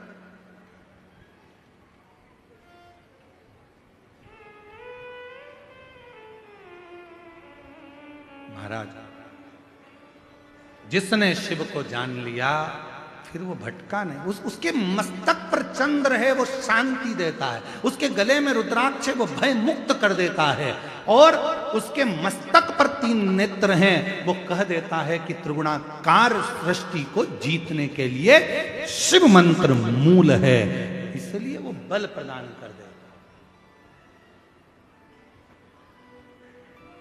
अपने स्थान पर बैठकर बाबा देवाधिदेव महादेव से आज कथा का 6ठा दिवस है। कथा की शिवरात्रि कहते हैं। आज बाबा को अपने मन का भाव कहकर दिल से प्रार्थना करिए, विनय करिए, निवेदन करिए। बाबा को अपने मन का भाव करिए, हृदय से प्रार्थना करो, विनय करो, निवेदन करो, विनती करो। बाबा उसको स्वीकार करेगा। साथ में बोलिएगा, हृदय से प्रार्थना करिएगा, विनय करिएगा। आज कथा का 6ठा दिवस है। कल सुबह 11 बजे कथा विराम हो जाएगी, 8 बजे चालू होगी, 11 बजे तक चलेगी। टीवी पर, आस्था चैनल पर, फेसबुक यूट्यूब पर 1 बजे से 4 बजे तक आएगी। 7 तारीख से 13 तारीख तक शिव महापुराण की कथा गीतम दंतेवाड़ा जिला में छत्तीसगढ़ की पवित्र भूमि पर माँ दंतेश्वरी के आशीर्वाद से होगी। कथा का समय 2 बजे से 5 बजे तक रहेगा। 17 से 21 दिसंबर 5 दिन की शिवपुराण कथा ग्राम पंचायत नकपुरा, जिला दुर्ग में होगी। कथा का समय 1 से 4 बजे तक रहेगा। 24 से 28 दिसंबर तक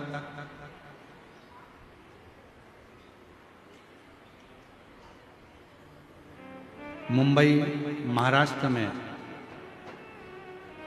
मीरा भयंदर में शिव महापुराण की कथा, महाराष्ट्र की पवित्र धरा मुंबई में होगी। दिसंबर के महीने की ये कथाओं का रसतत्व आप और हम ग्रहण कर रहे हैं। हृदय से बाबा को प्रार्थना करिए, दिल से बाबा को निवेदन करिए, अपने मन का भाव कहिए।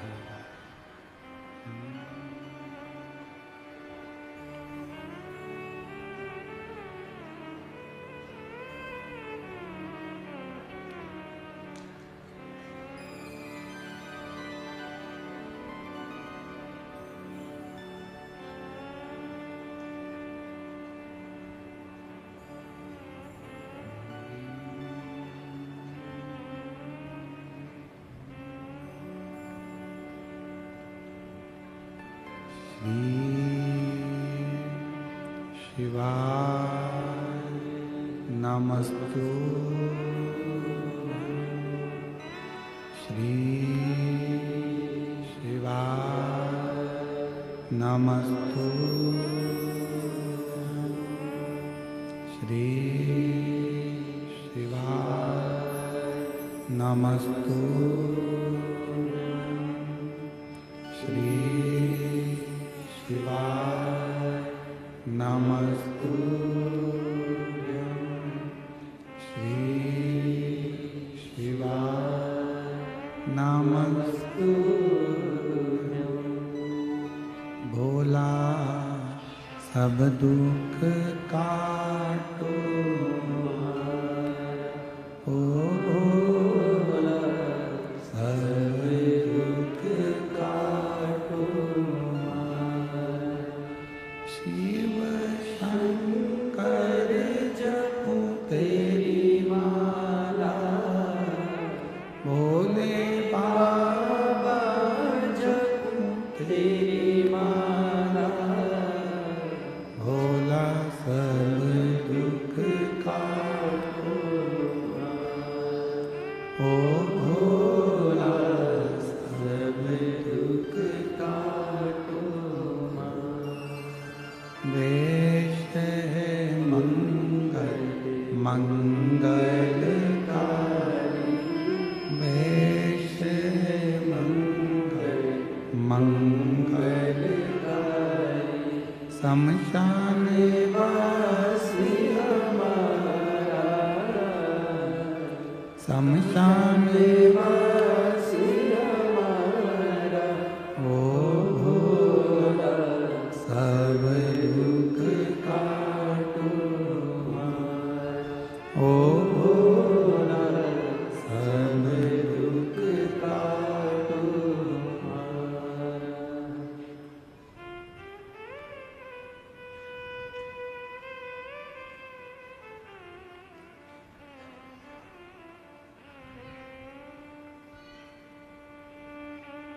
बाबा देवादिदेव महादेव भगवान शिव ओगड़दानी त्रिकालदर्शी कैलाशी विनाशी भगवान शंकर की पवित्र कथा कर शिव महापुराण की कथा वर्णन कर रही है।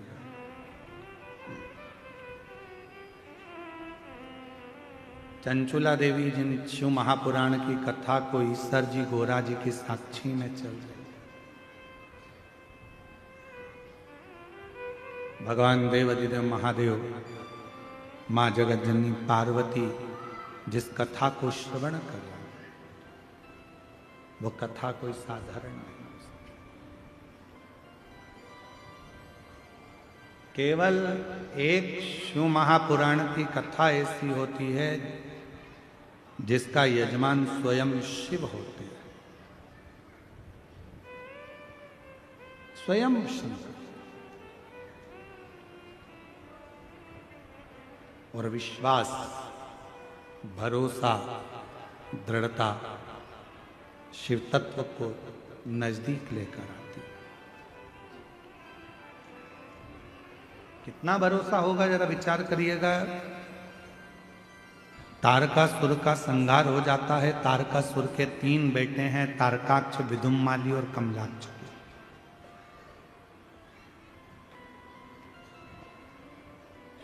तीन पुत्र हैं,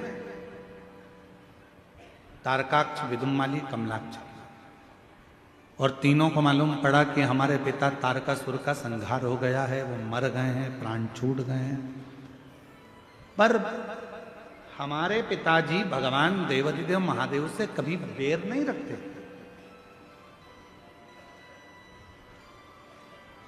कई लोग संसार में ऐसे भी जन्म लेते हैं कि उनका ना तो आपसे कभी मिलना हुआ, ना आपको वो पहचानते हैं, ना कभी आप उनको जानते हो।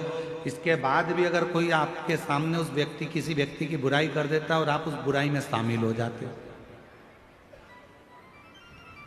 ना आप उससे मिले, ना कभी आपने उसको देखा और ना कभी उससे मिलना हुआ, फिर भी वो आपस में मुलाकात, बस किसी ने बुराई करना चालू करी और आप उस बुराई में शामिल हो। महाराज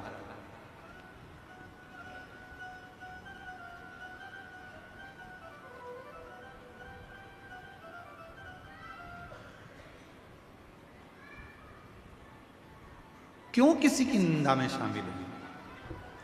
शिव महापुराण की कथा कहती है, जिंदगी में अगर मानव की देह मिली है, मानव का शरीर मिला है, मनुष्य की देह अगर प्राप्त हुई है, तो भगवान से यह प्रार्थना करो कि हमको जो मानव की देह मिली है ये सत्कर्म में लगे और अच्छे काम में लगे।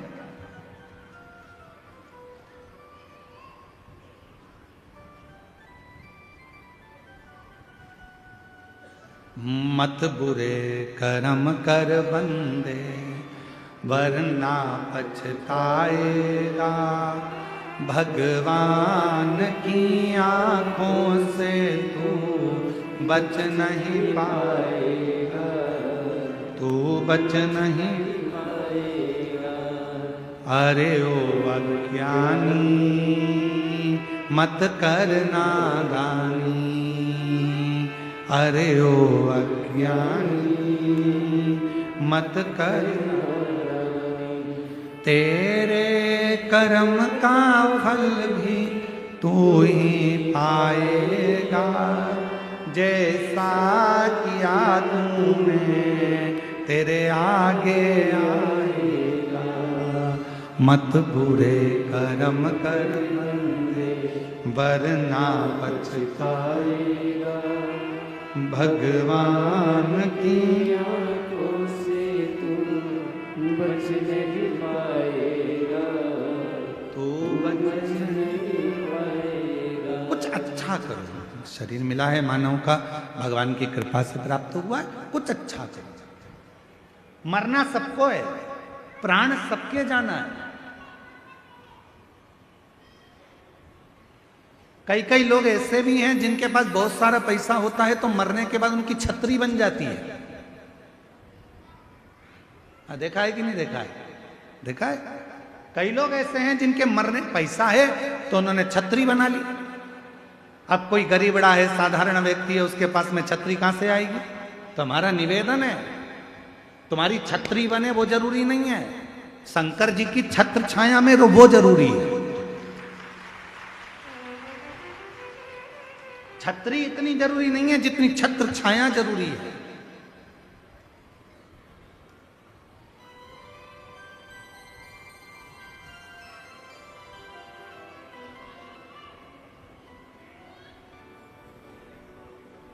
गाड़ी में बैठकर देख लिया, फ्लाइट में बैठकर देख लिया, ट्रेन में बैठकर देख लिया, घर में बैठकर देख लिया, बंगले में बैठकर देख लिया, रोड पर बैठकर देख लिया, फैक्ट्री में बैठकर देख लिया, पहाड़ों पर बैठकर देख लिया, आकाश में बैठकर देख लिया, पानी में बैठकर देख लिया। अब निवेदन है शंकर की शरण में बैठकर देख लो। एक बार मेरे देवाधिदेव महादेव की शरण में जाकर बैठकर देखो कि मन का सुकून क्या होता है, हृदय की शांति क्या होती है, दिल का सुकून क्या होता है। शिव की शरण में जो शांति मिलेगी, शंकर की शरण में जो सुख मिलेगा, वो दुनिया में कहीं नहीं मिल सकता, कहीं नहीं।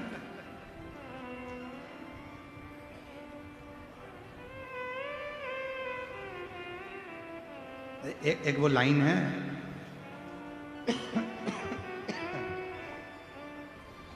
मैंने सबका होकर देख लिया, बस तेरा होना बाकी है। तुम भी बोलो, मैंने सबका होकर देख लिया, एक तेरा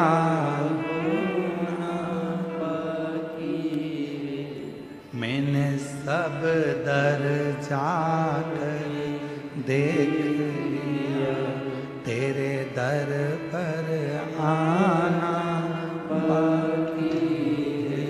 मैंने सब दर जाकर देख लिया, तेरे दर पर आना बाकी।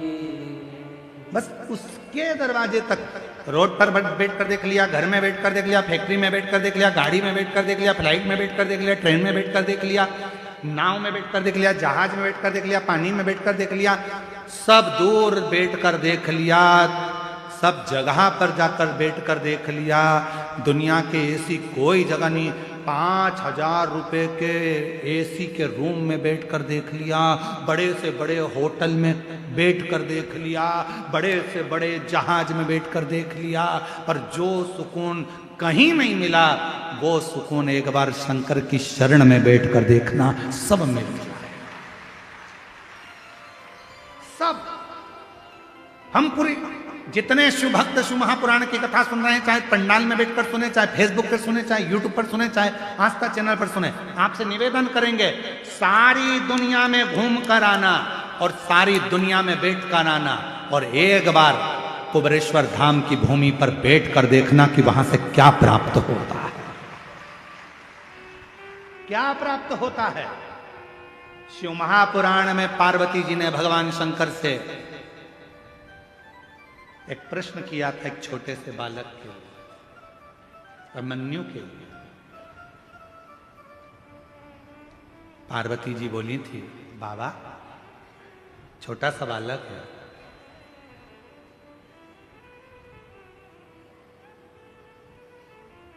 ये छोटा सा बालक है बाबा,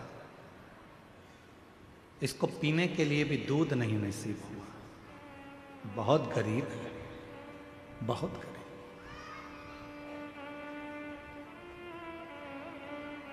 उत्तराखंड में एक दुधेश्वर महादेव है, दुधेश्वर। छोटे से बच्चे को जब दूध नसीब नहीं हुआ तो माँ ने शंकर पर चढ़ा हुआ जल दिया, और वो शिव का चढ़ा जल भी दूध बन गया, वो दुधेश्वर नाथ का है। दुधेश्वर। माता पार्वती जी बोल रही हैं बहुत गरीब है, गरीब घर जन्म हुआ है। ऐसे कई लोग हैं संसार में जो कहते हैं कि हम बहुत गरीब हैं, गरीब के घर में हमारा जन्म हुआ है, बहुत गरीब है।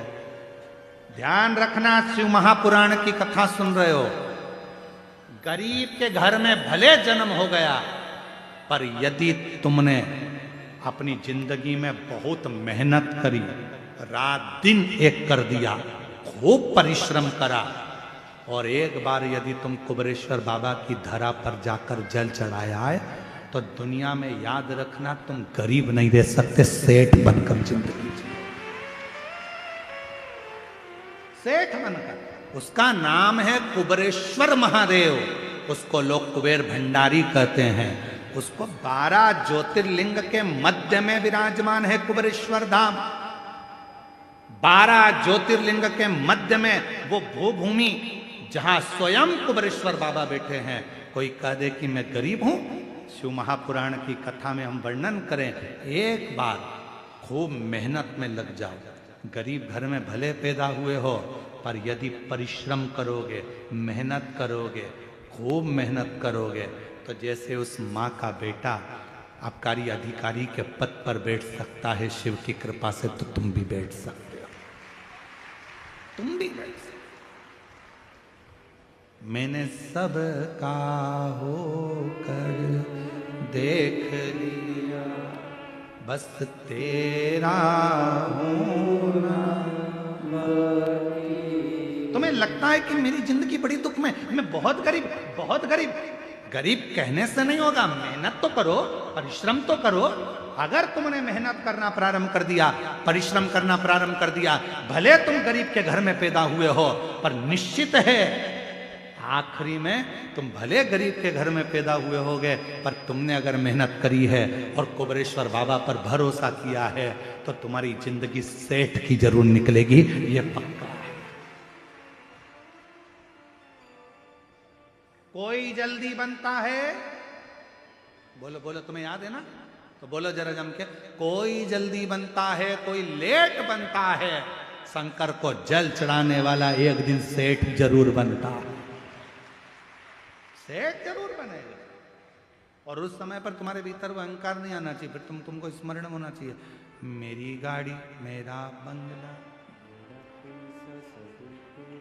सब कुछ है तेरो सरकार, मेरा तो कुछ भी नहीं, सब कुछ है तेरो सरकार, मेरा तो कुछ भी नहीं। ये आर्यन 3 दिन से लगा था, गुरुजी इसको जरूर गा देना थोड़ा सा। मेरी गाड़ी मेरा बंगला मेरा पैसा सब कुछ तेरो सरकार, मेरा तो कुछ भी नहीं, सब कुछ तेरो सरकार, मेरा तो कुछ भी नहीं। ये दुनिया का जितना ठाट है सब तेरा। मेरी पत्नी मेरे बच्चे सब तेरे ही हैं, सरकार, मेरा तो कुछ भी नहीं। मैं अपना अपना है क्या, मैं खुद भी तेरा, सरकार, मेरा तो कुछ भी नहीं। मेरी गाड़ी मेरा बंगला मेरा पैसा सब तेरा, सब कुछ है तेरो सरकार, मेरा तो कुछ भी नहीं। ये कुछ भी हम कोई कह दे तुमसे कि तुम लोग कहते थे गरीब घर में पैदा हुआ, गरीब घर में पैदा हुआ, तो गरीब गरीब कहने से क्या तुम्हारा गरीबी मिट जाएगी? गरीबी का रोना रोने से तुम्हारी गरीबी मिट जाएगी? गरीबी मिटाने के लिए खुद की मेहनत की जरूरत है, गरीबी मिटाने के लिए खुद के संघर्ष की जरूरत है। गरीबी दुनिया का कोई महाराज तुम्हारी नहीं मिटा सकता, चाहे तुम कितनी तुम्हारे को कोई चीज करना हो कर लो, पर गरीबी तुम्हारे को खुद मिटाना पड़ेगी, खुद मेहनत करना पड़ेगा, खुद परिश्रम करना पड़ेगा, रात दिन पढ़ाई करना पड़ेगी, रात दिन मेहनत करना पड़ेगा। और एक बार शंकर जी के मंदिर में जाना चालू कर दो, तुम्हारी गरीबी मिटना प्रारंभ हो। शिव कहते हैं भगवान विष्णु भगवान को लक्ष्मी किसने दी थी? तो कहा भगवान शंकर। माता लक्ष्मी की माता ख्याति देवी तो लक्ष्मी जी का विवाह शिव जी से करना चाहती थी कि भोलेनाथ जी से विवाह कर शंकर जी, और शंकर भगवान ने मना कर दिया, नहीं नहीं लक्ष्मी मेरे पास नहीं, लक्ष्मी तुम नारायण जी को दे दो, नारायण को लक्ष्मी। तो लक्ष्मी जी ने हाथ जोड़कर शंकर भगवान से कहा था, प्रभु आपने मुझे भगवान नारायण को दिया है, आप आज्ञा करो मैं क्या आपके लिए कर सकती हूँ। शंकर भगवान ने कहा, सुन लक्ष्मी, जो मेरे मंदिर में एक लोटा जल चढ़ाने के लिए आए उसका लोटा वापिस खाली ना जाए, उसमें तू बैठ कर जाना और उसका भंडार। इसीलिए शिव मां, पहले के लोग अपने मंदिर का ही पानी उठाकर, मंदिर का ही लोटा उठाकर मंदिर की बाल्टी में से पानी भरकर शिव जी को चढ़ाते थे। बोलो चढ़ाते थे कि नहीं चढ़ाते थे? पहले के लोग मंदिर के नल में से पानी भरते मंदिर में ही चढ़ा देते थे। पर जब से लोगों ने शिव महापुराण की कथा को सुनना प्रारंभ करा, तब से दुनिया के लोगों ने घर से लोटा ले जाना चालू करा, पानी ले जाना चालू करा, क्योंकि लोगों को समझ में आ गया कि घर से जो लोटा जाता है वो पानी चढ़ने के बाद खाली नहीं आता है, उसमें लक्ष्मी जी बैठकर हमारे घर के अंदर प्रवेश कर जाती है। इसीलिए कोई जल्दी बनता है, कोई लेट बनता है, और शंकर को जल चढ़ाने वाला एक दिन सेठ जरूर बनता है।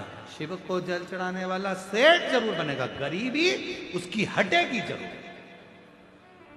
और हमने हमारी जिंदगी में देखा ही है, इतने 30-31 साल हो गए कथा करते करते। ये 30-31 साल में हमने अपनी जिंदगी में देखा है कि गरीब से गरीब व्यक्ति भी जब रोता हुआ कुबेरेश्वर बाबा की धरा पर जाता है, दिल से बाबा की कंकर की पूजन करता है, लोटा भर के जल चढ़ाता है, तो मेरा कुबेर भंडारी उसका हाथ पकड़कर उसको सेठ बनाना प्रारंभ कर देता है। गरीब नहीं रखता, उसको सेठ बनाता है, वो बनता। गरीबी का रोना मत रो, हम गरीब हम गरीब हम गरीब हम गरीब, काहे के गरीब? लखपति बनाकर भगवान ने पैदा करा तुमको? करोड़पति बनाकर भगवान पैदा करे? कितना अच्छा पूरा शरीर दिया है, बाजार में जरा एक आंख खरीद के तो लेके आ, कितने की मिलेगी? पहले तो इंसान की मिल जाए बहुत बड़ी बात है, बकरा बकरी की लगा देंगे। कितनी कीमत वाली आंख है, दो दो किडनी दे दी, एक एक किडनी कम से कम 20-20, 25-25 लाख की। आधा करोड़पति तो तू यही है शरीर में ही।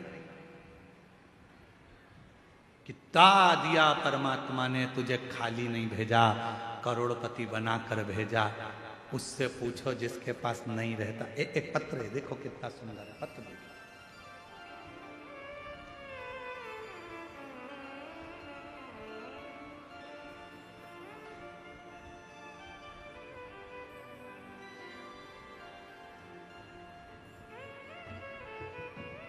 मैं रेखा यादव, कहीं बैठी हो तो हाथ हिला सकती हैं। रेखा यादव कहीं बैठी हो तो हाथ हिलाएं। रेखा यादव। गुरुदेव, मैं रेखा यादव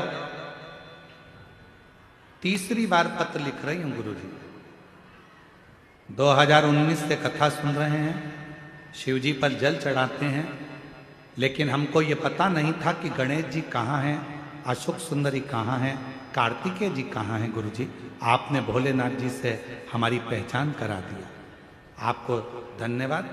गुरुजी, आपसे एक प्रश्न है गुरुजी, आपकी शिव कथा में रोज जो बेलपत्र मिलता है वो औषधि के काम आता है, आखिरी दिन का बेलपत्र तिजोरी में रखा जाता है। गुरुदेव, हमारे पास गांव में कथा सुनते हैं, करते हैं, हम वो बेलपत्र का प्रयोग करते हैं, कर सकते हैं, क्यों नहीं? गुरुदेव, बहुत साधारण सी जिंदगी थी, पैसा की बहुत कमी थी, हर तरह से परेशान थे। तब किसी के कहने पर 2022 में रुद्राक्ष महोत्सव में सीहोर गए, और 2022 में रुद्राक्ष महोत्सव में सीहोर गए।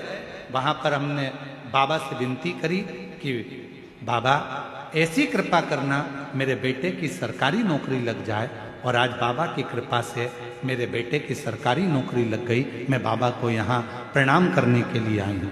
कहीं बैठी हो तो आ सकती हैं, आ जाइए, बहुत बहुत बढ़िया, आ जाइए। एक पत्र और है बड़ा सुंदर।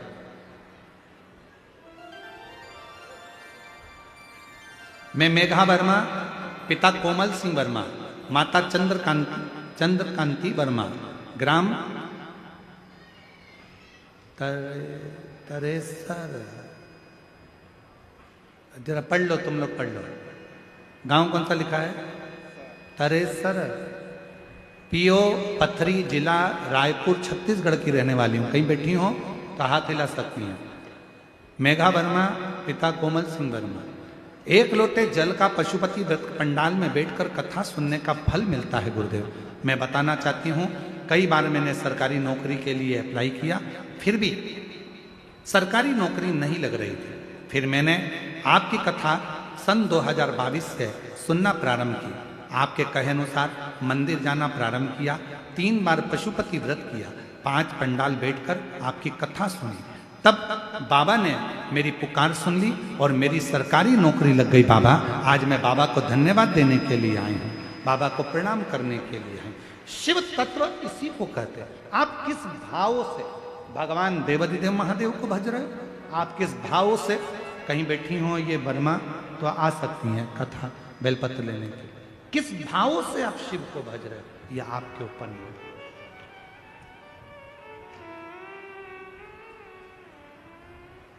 बनता कोई जल्दी बनता है, बोलो बोलो, जम के बोलो जरा, सारा पंडाल बोलो। कोई जल्दी बनता है, कोई लेट बनता है, शिव को जल चढ़ाने वाला एक दिन सेठ जरूर बनता, खाली नहीं छोड़ता।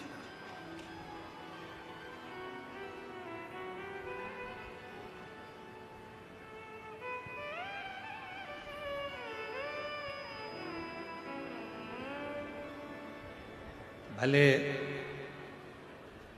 अंग्रेजी वर्ष रहा, पर कई लोग 31 पे यहाँ वहाँ होटलों में जाकर 31 मनाते हैं। हमारा निवेदन है, पहले तो हिंदी नए वर्ष को मनाएं चैत्र के महीने में। दूसरा, यदि 31 मनाना ही है तुमको, तो निवेदन है एक बार बाबा कुबेर भंडारी के दरवाजे पर पहुंच कर देखिए कि बाबा क्या प्रदान कर। एक शिव की अविरल भक्ति को प्राप्त कर दो।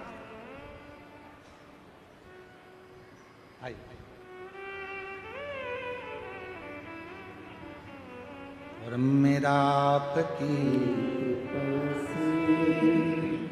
सबका हो रहा है। बेटे की सरकारी नौकरी लगी है, एक बार जोरदार ताली बजाकर। ये बेटे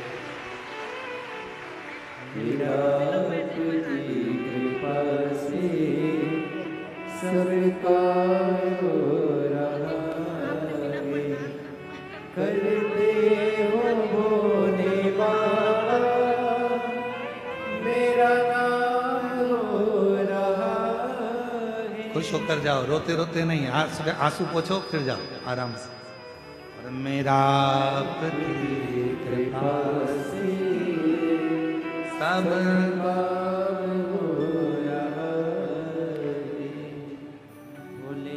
आपकी कृपा से सबका हो रहा है। वो शिव है, खाली नहीं छोड़ता, भंडार भर कर छोड़ता भंडार। इसलिए कहे महाराज, शिव की आराधना स्वयं मां पार्वती जी भगवान देवाधिदेव महादेव से कहती हैं कि ये गरीबड़ा, शंकर भगवान कहते हैं गरीब नहीं कहना। अगर इसने प्रतिदिन, भगवान शंकर कहते हैं, शिवालय में जाना चालू कर दिया, इसने प्रतिदिन 1 लोटा जल चढ़ाना प्रारंभ कर दिया, ये गरीब नहीं रह सकता, गरीब नहीं रहे। जो शिव को भज ले, जो भगवान देवाधिदेव महादेव का स्मरण कर ले, जो मंत्र के जाप में तल्लीनता से जुड़ जाए, शिव की अविरल भक्ति को धारण कर ले, वो कैसे गरीब रह सकता, कैसे? महाराज शिव शिव है, शंकर शंकर, ओघड़दानी ओघड़दानी ओघड़। शिव महापुराण की कथा कह रहे हैं।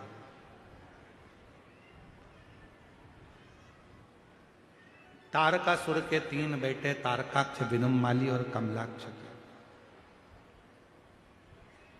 तीनों।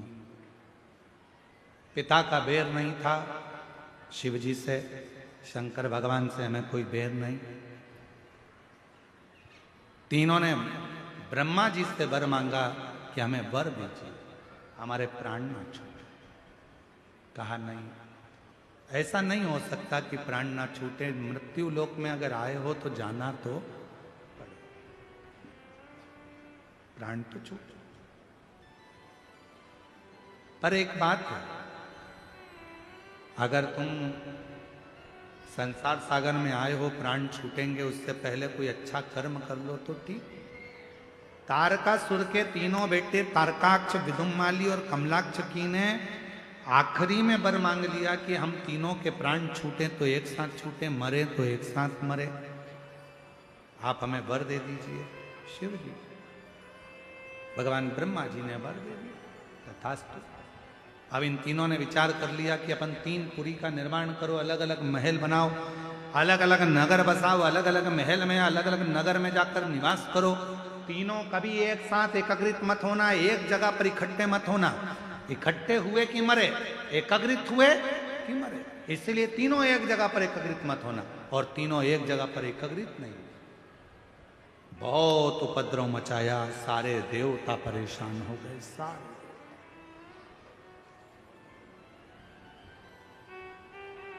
सब।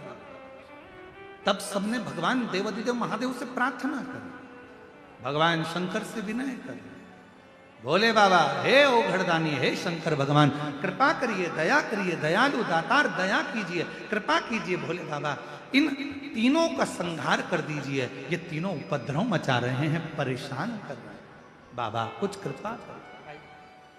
आ जाओ आ जाओ।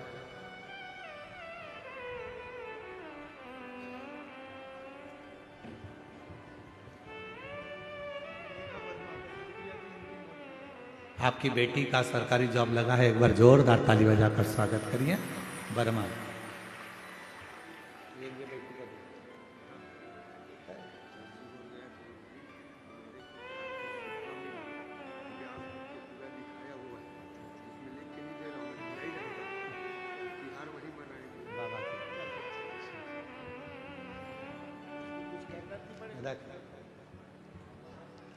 अरे लुटा दिया भंडार काशी, कर दिया माला जो जैसी भावना लाया वो वैसा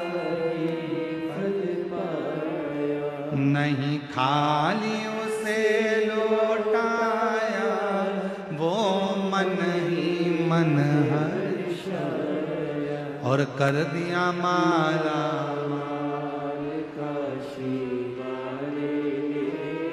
लुटा दिया। आप एक भावना लेकर, एक विश्वास लेकर शिव के करीब में जाएं। तारकासुर के 3 बेटे तारकाक्ष, विदुम्माली और कमलाक्ष, तीनों उपद्रव करते। शिव जी से प्रार्थना करी। भगवान भोलेनाथ ने कहा कि एक काम करो, सारे देवता पशु बन जाओ और मैं तुम्हारा पति बन जाता हूं। तुम दौड़ कर जाना, तीनों को महल से निकालना, एक जगह एकत्रित करना और मैं इनका संहार करता हूं।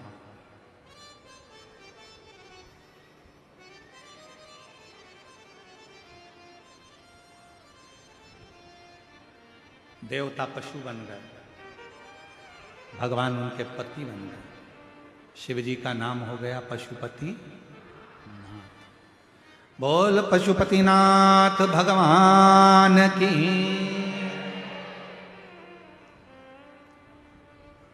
जब कोई साधता है, कोई संभालता है, तो वो भगवान का स्वरूप हो जाता है। जैसे आप जब हॉस्पिटल जाते हो डॉक्टर को दिखाने के लिए, दवाई डॉक्टर देते हैं। शरीर में अगर रोग हुआ है, बीमारी हुई है, कष्ट हुआ है, तो शिव पुराण कहती है यहाँ वहाँ मत जाओ। शरीर में अगर रोग आया है तो सबसे पहले अपने गांव में, नगर में, शहर में जो हॉस्पिटल हो वहां जाओ, डॉक्टर को दिखाओ। और डॉक्टर को विश्वास के साथ दिखाना कि मैं डॉक्टर साहब के पास जा रही हूं, मेरा शंकर भगवान मेरे को अच्छा करेगा, ये मेरा विश्वास करता है। तो वो दवाई शरीर में असर करना प्रारंभ कर देती, वो दवाई असर करती। और तुमने अगर पहले ही सोच लिया मैं तो इतने सारे डॉक्टरों के पास गई, इतने डॉक्टरों को मैंने दिखाया, अभी तक तो मैं अच्छी हुई नहीं, तो सीहोर वाले महाराज की कथा में भी जाऊंगी तो कौन सी अच्छी हो जाऊंगी। जब तुम्हारा विश्वास ही नहीं है तो तुम कितनी भी कथा सुन लो, जैसी की जैसी रहोगी। और तुमने अगर विश्वास कर लिया कि मैं इतनी दूर से कथा सुनने आई हूं, मैं उड़ीसा से आई हूं, मैं बंगाल से आई हूं, मैं रायपुर से आई हूं, मैं यहां से आई हूं, मैं कथा सुनने के लिए आई हूं, और ये मेरा विश्वास कहता है मेरे 5 पंडाल पूरे होंगे और मेरा बाबा मुझे अच्छा कर देगा, ये मेरा निर्णय है, तो बाबा करेगा। और तुमने सोच लिया है मैं तो इतने डॉक्टर को दिखाया ही, मेरे घुटने में तकलीफ थी, कमर में तकलीफ थी, मैंने इतने डॉक्टर को दिखाया, आराम ही नहीं लगता, तो अब क्या आराम लगेगा, अब तो मेरा शरीर ही ठीक नहीं। एक पत्र देखिए, बहुत अच्छा। मैं योगिता ठाकुर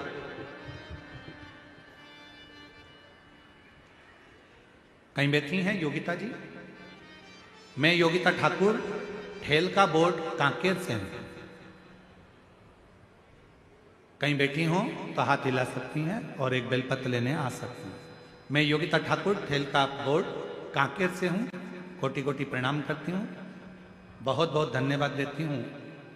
आप जो उपाय बताए सच्चे मन से किए। आज मैं अपनी बेटी को लेकर आई हूं। अगर बेटी आई हो तो उसको लेकर आ सकती हैं। योगिता ठाकुर कहीं बैठी हो, आ सकती हैं। मैं अपनी बेटी को लेकर आई हूं। मेरी बेटी की दोनों किडनियां खराब हो गई। उसके सिर में पानी भरा हुआ है, उसके शरीर में पानी भरा है। डॉक्टर ने तत्काल ऑपरेशन के लिए बोला। मेरे पास पैसा नहीं था, पैसा नहीं तो मैं ऑपरेशन नहीं करा सकी। मेरी बेटी के सिर में पानी भरा है, शरीर में पानी भरा है। डॉक्टर ऑपरेशन का कहते हैं पर इतना धन नहीं। गुरुदेव, डॉक्टर साहब से कहा आप केवल दवाई दे दो। मेरी बेटी को मैं वापिस ले आई। गुरुजी, 4 साल पहले से इलाज चल रहा है पर आराम नहीं मिला। तब किसी ने आपकी कथा के बारे में बताया। 3 साल से आपकी कथा सुन रही हूं और 3 साल से शिवजी का चढ़ा हुआ पानी उसको दे रही हूं। आज मेरी बेटी के लिए मैंने सीहोर की कावड़ भी भर ली, उस कावड़ का जल लाकर बेटी को दे दिया। आज मेरी बेटी ठीक हो गई गुरुदेव, उसका स्वास्थ्य ठीक हो गया। आज बाबा की कृपा से 3 साल से डॉक्टर से चेकअप भी करवाया, पूर्ण आराम है और अब उसके सिर में पानी भी नहीं है और उसकी किडनी ने काम करना प्रारंभ कर दिया है। ये शिव है, ये शंकर, ये ओ घड़ी है। अब कोई कह दिया नहीं नहीं नहीं, हमने इतना दिखाया, हमने इतना करा, किसी डॉक्टर की दवाई नहीं लगेगी। क्यों नहीं लगेगी? डॉक्टर के पास विश्वास से जाओ। डॉक्टर शिव का एक रूप होता है, डॉक्टर शंकर का एक रूप होता है। जांच कराने जाओ तो ये विश्वास से जाओ कि डॉक्टर के पास नहीं, मैं शंकर के पास जा रही हूं। दवाई असर करेगी, औषधि लगेगी, कैसे नहीं लग सकती? शिव के करीब नहीं जाए महाराज। शिव के सिवा कहीं दिल ना लगा, शिव के सिवा कहीं दिल ना लगा, वरना पड़ेगा तुझे आंसू बहाना, वरना पड़ेगा तुझे आंसू बहाना।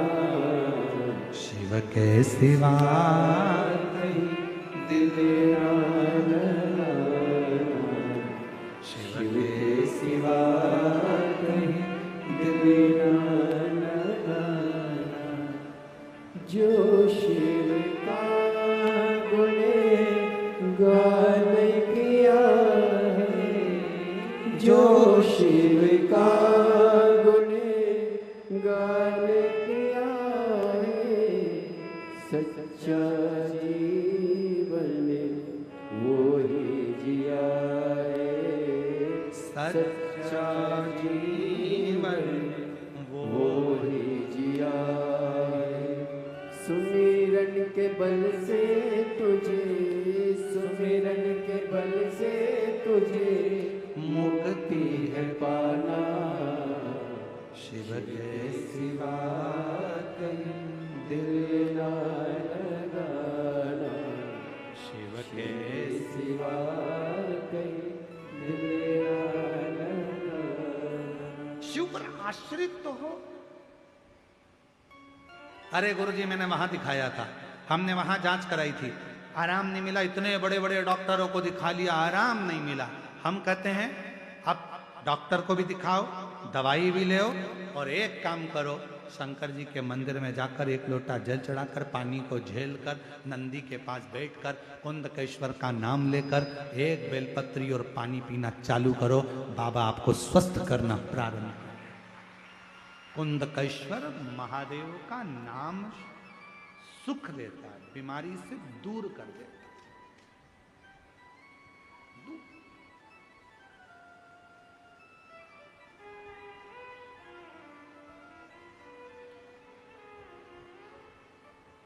कई लोग हमसे कहते हैं गुरुजी हम सुनते हैं कोई ये वाला मंत्र बताता है, कोई वो वाला मंत्र बताता है, कोई कहता है कि शंकर जी को ये चढ़ाते समय ये मंत्र बोलना, कोई कहता है शिव जी के मंदिर में जाना तो माला पकड़कर ये मंत्र बोलना, कोई कहता है कि रुद्राक्ष की माला से जप कर कर ये वाला मंत्र बोलना। आप बताओ ना कौन सा मंत्र बोलना चाहिए।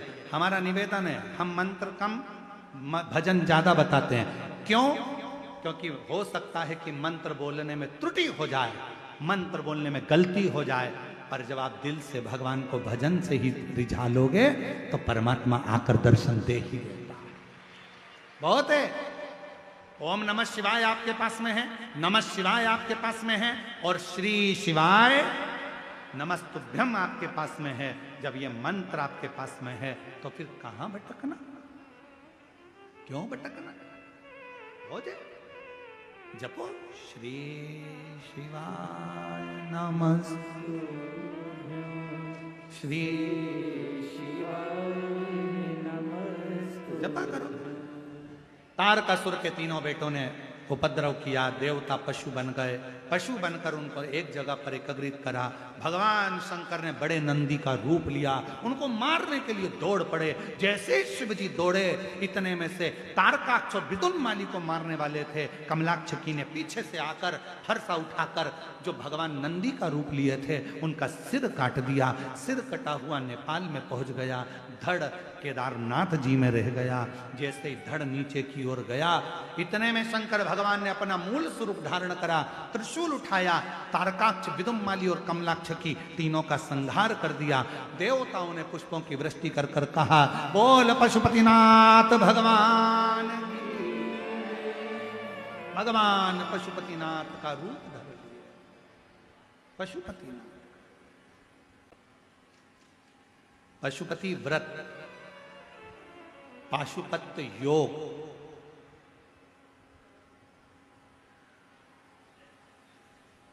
और पाशुपत्य अस्त्र, ये तीन चीजें हैं। एक है पशुपत्य अस्त्र, पाशुपत्य योग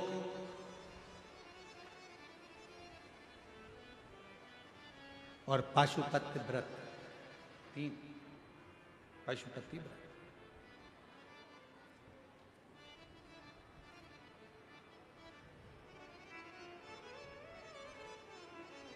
तीन क्रम शिवपुराण कहती है। पाशुपत्य योग नहीं कर सकते, पाशुपत्य अस्त्र प्राप्त नहीं कर सकते, तो एक काम करो कि पाशुपत्य व्रत करो। 5 सोमवार का ये व्रत होता है। कितने दिए लगाना चाहिए? 6 दिए, 6 दीपक, पूजन का सामान। सुबह पूजन की थाली लेकर मंदिर में जाओ, पूजन करो, वही थाली लेकर आ जाओ, उसको ढक कर रख दो। शाम को वही थाली वापस लेकर जाओ। वही मीठे का भोग बना लो, कुछ प्रसाद, कुछ पात्र या कटोरी या दोना या कागज लेकर जाना। दिए 6 लेकर जाना। 6 दिए को मंदिर में शंकर जी के सामने रखना। प्रसाद के 3 हिस्से करना। 5 दिए प्रज्वलित करना, जला देना। 1 दिया मत जला। शिव जी की पूरी पूजन करना। प्रसाद का 1 हिस्सा थाली में रख लेना, 2 हिस्से मंदिर में छोड़ना। जो दिया नहीं जलाया है उसको थाली में रख लेना। बाबा की पूजन कर कर, प्रार्थना कर कर कहना, बाबा आज मेरा पहला पशुपति व्रत है, स्वीकार करना। प्रति एक ही मंदिर में 5 सोमवार व्रत करो, और सोमवार के बीच में रजो धर्म आ जाए, कहीं जाना पड़ जाए, कोई ब्याह शादी आ गया, कोई फंक्शन आ गया, कोई कार्य अटक गया, नी मंदिर जा सकते, नी व्रत कर सकते, तो उस व्रत को छोड़ दो, फिर अगला करो। पर गिनती के 5 ही कर। बीच में जो छोड़ दिया जाता है उसको गिना नहीं जाता, फिर अगला व्रत गिना। 5वां व्रत जब पूरा हो, जो 6ठे नंबर का दीपक और प्रसाद लेकर आते हो, उसको घर के दरवाजे पर अंदर जाते समय अपना जो सीधा हाथ है उस साइड बैठ जाओ, घर की ओर मुख कर कर 6ठे नंबर का दिया वहां जला दो। प्रसाद लेकर मंदिर का जो लेके आई हो, बाबा से प्रार्थना करो, बाबा आज मेरा पहला व्रत है, स्वीकार करना बाबा। घर में पहुंचकर जब भोजन करने बैठो उससे पहले जो प्रसाद लेकर आई हो मंदिर से एक हिस्सा उसको खाओ। उस प्रसाद में से किसी को नहीं देना है, स्वयं को खाना। प्रसाद खाकर फिर भोजन कर लो। 5वां व्रत जिस दिन पूरा करो उस दिन एक श्रीफल, कोई भेंट, 108 चावल के दाने या फूल की पत्ती या बेलपत्री जो भी ले जा सकते हो वो बाबा को समर्पित करो। जैसी पूजन करते आए हो वैसी 5वें सोमवार को भी करो और बाबा से विनय करो कि बाबा आज मेरा पशुपति व्रत पूर्ण हुआ। बाबा उसको स्वीकार कर, स्वीकार। पशुपति व्रत कली काल में वो व्रत है जिस व्रत को लोगों ने छुपा कर रखा था और शिव पुराण कथा चालू हुई तो इस व्रत की प्रधानता सबको मालूम पड़ गई। जो दिल से कर लेता है, एक बार ना सुने फिर 2-1 महीने बाद वापिस करो, फिर करो। पशुपति व्रत तो हर 6-8 महीने में एक आध बार करते रहना चाहिए, जिससे अपने घर से दुख तकलीफ कष्ट दूर होता रहे, बीमारियां दूर होती रहे और घर में सुख समृद्धि। पशुपति, भगवान शिव का नाम पशुपति नाथ पड़ गया। समय आया, बाबा के सुंदर गणेश जी महाराज के मंगल विवाह का प्रसंग हुआ, रिद्धि सिद्धि के साथ भगवान के मंगल विवाह हुआ। आज की कथा जो 7 दिन से कथा चल रही है, आज शिवरात्रि की कथा कही जाती है, 6ठे दिन की। बड़े भाव से बाबा से प्रार्थना करना, बाबा तुम सबकी मनोकामना पूर्ण करे। आज कथा का 6ठा दिवस यहाँ विराम की ओर जा रहा है। कल कथा का 7वां दिवस रहेगा। कल कथा कच्चे गांव में पंडाल में सुबह 8 बजे से 11 बजे तक हो जाएगी। 11 बजे के बाद सब अपने अपने घर को चले जाएंगे और फिर कथा 7 तारीख से दंतेवाड़ा में प्रारंभ हो जाएगी। 13 तारीख तक 2 बजे से 5 बजे तक। जो कल की कथा है वो सुबह 8 बजे से 11 बजे तक पंडाल में होगी। टीवी पर 1 बजे से 4 बजे तक। दिल से कथा का रसतत्व ग्रहण करें और अपने जीवन को धन्य बनाएं। हार हार महादेव। भगवान देवाधिदेव महादेव के मंगल आनंदमय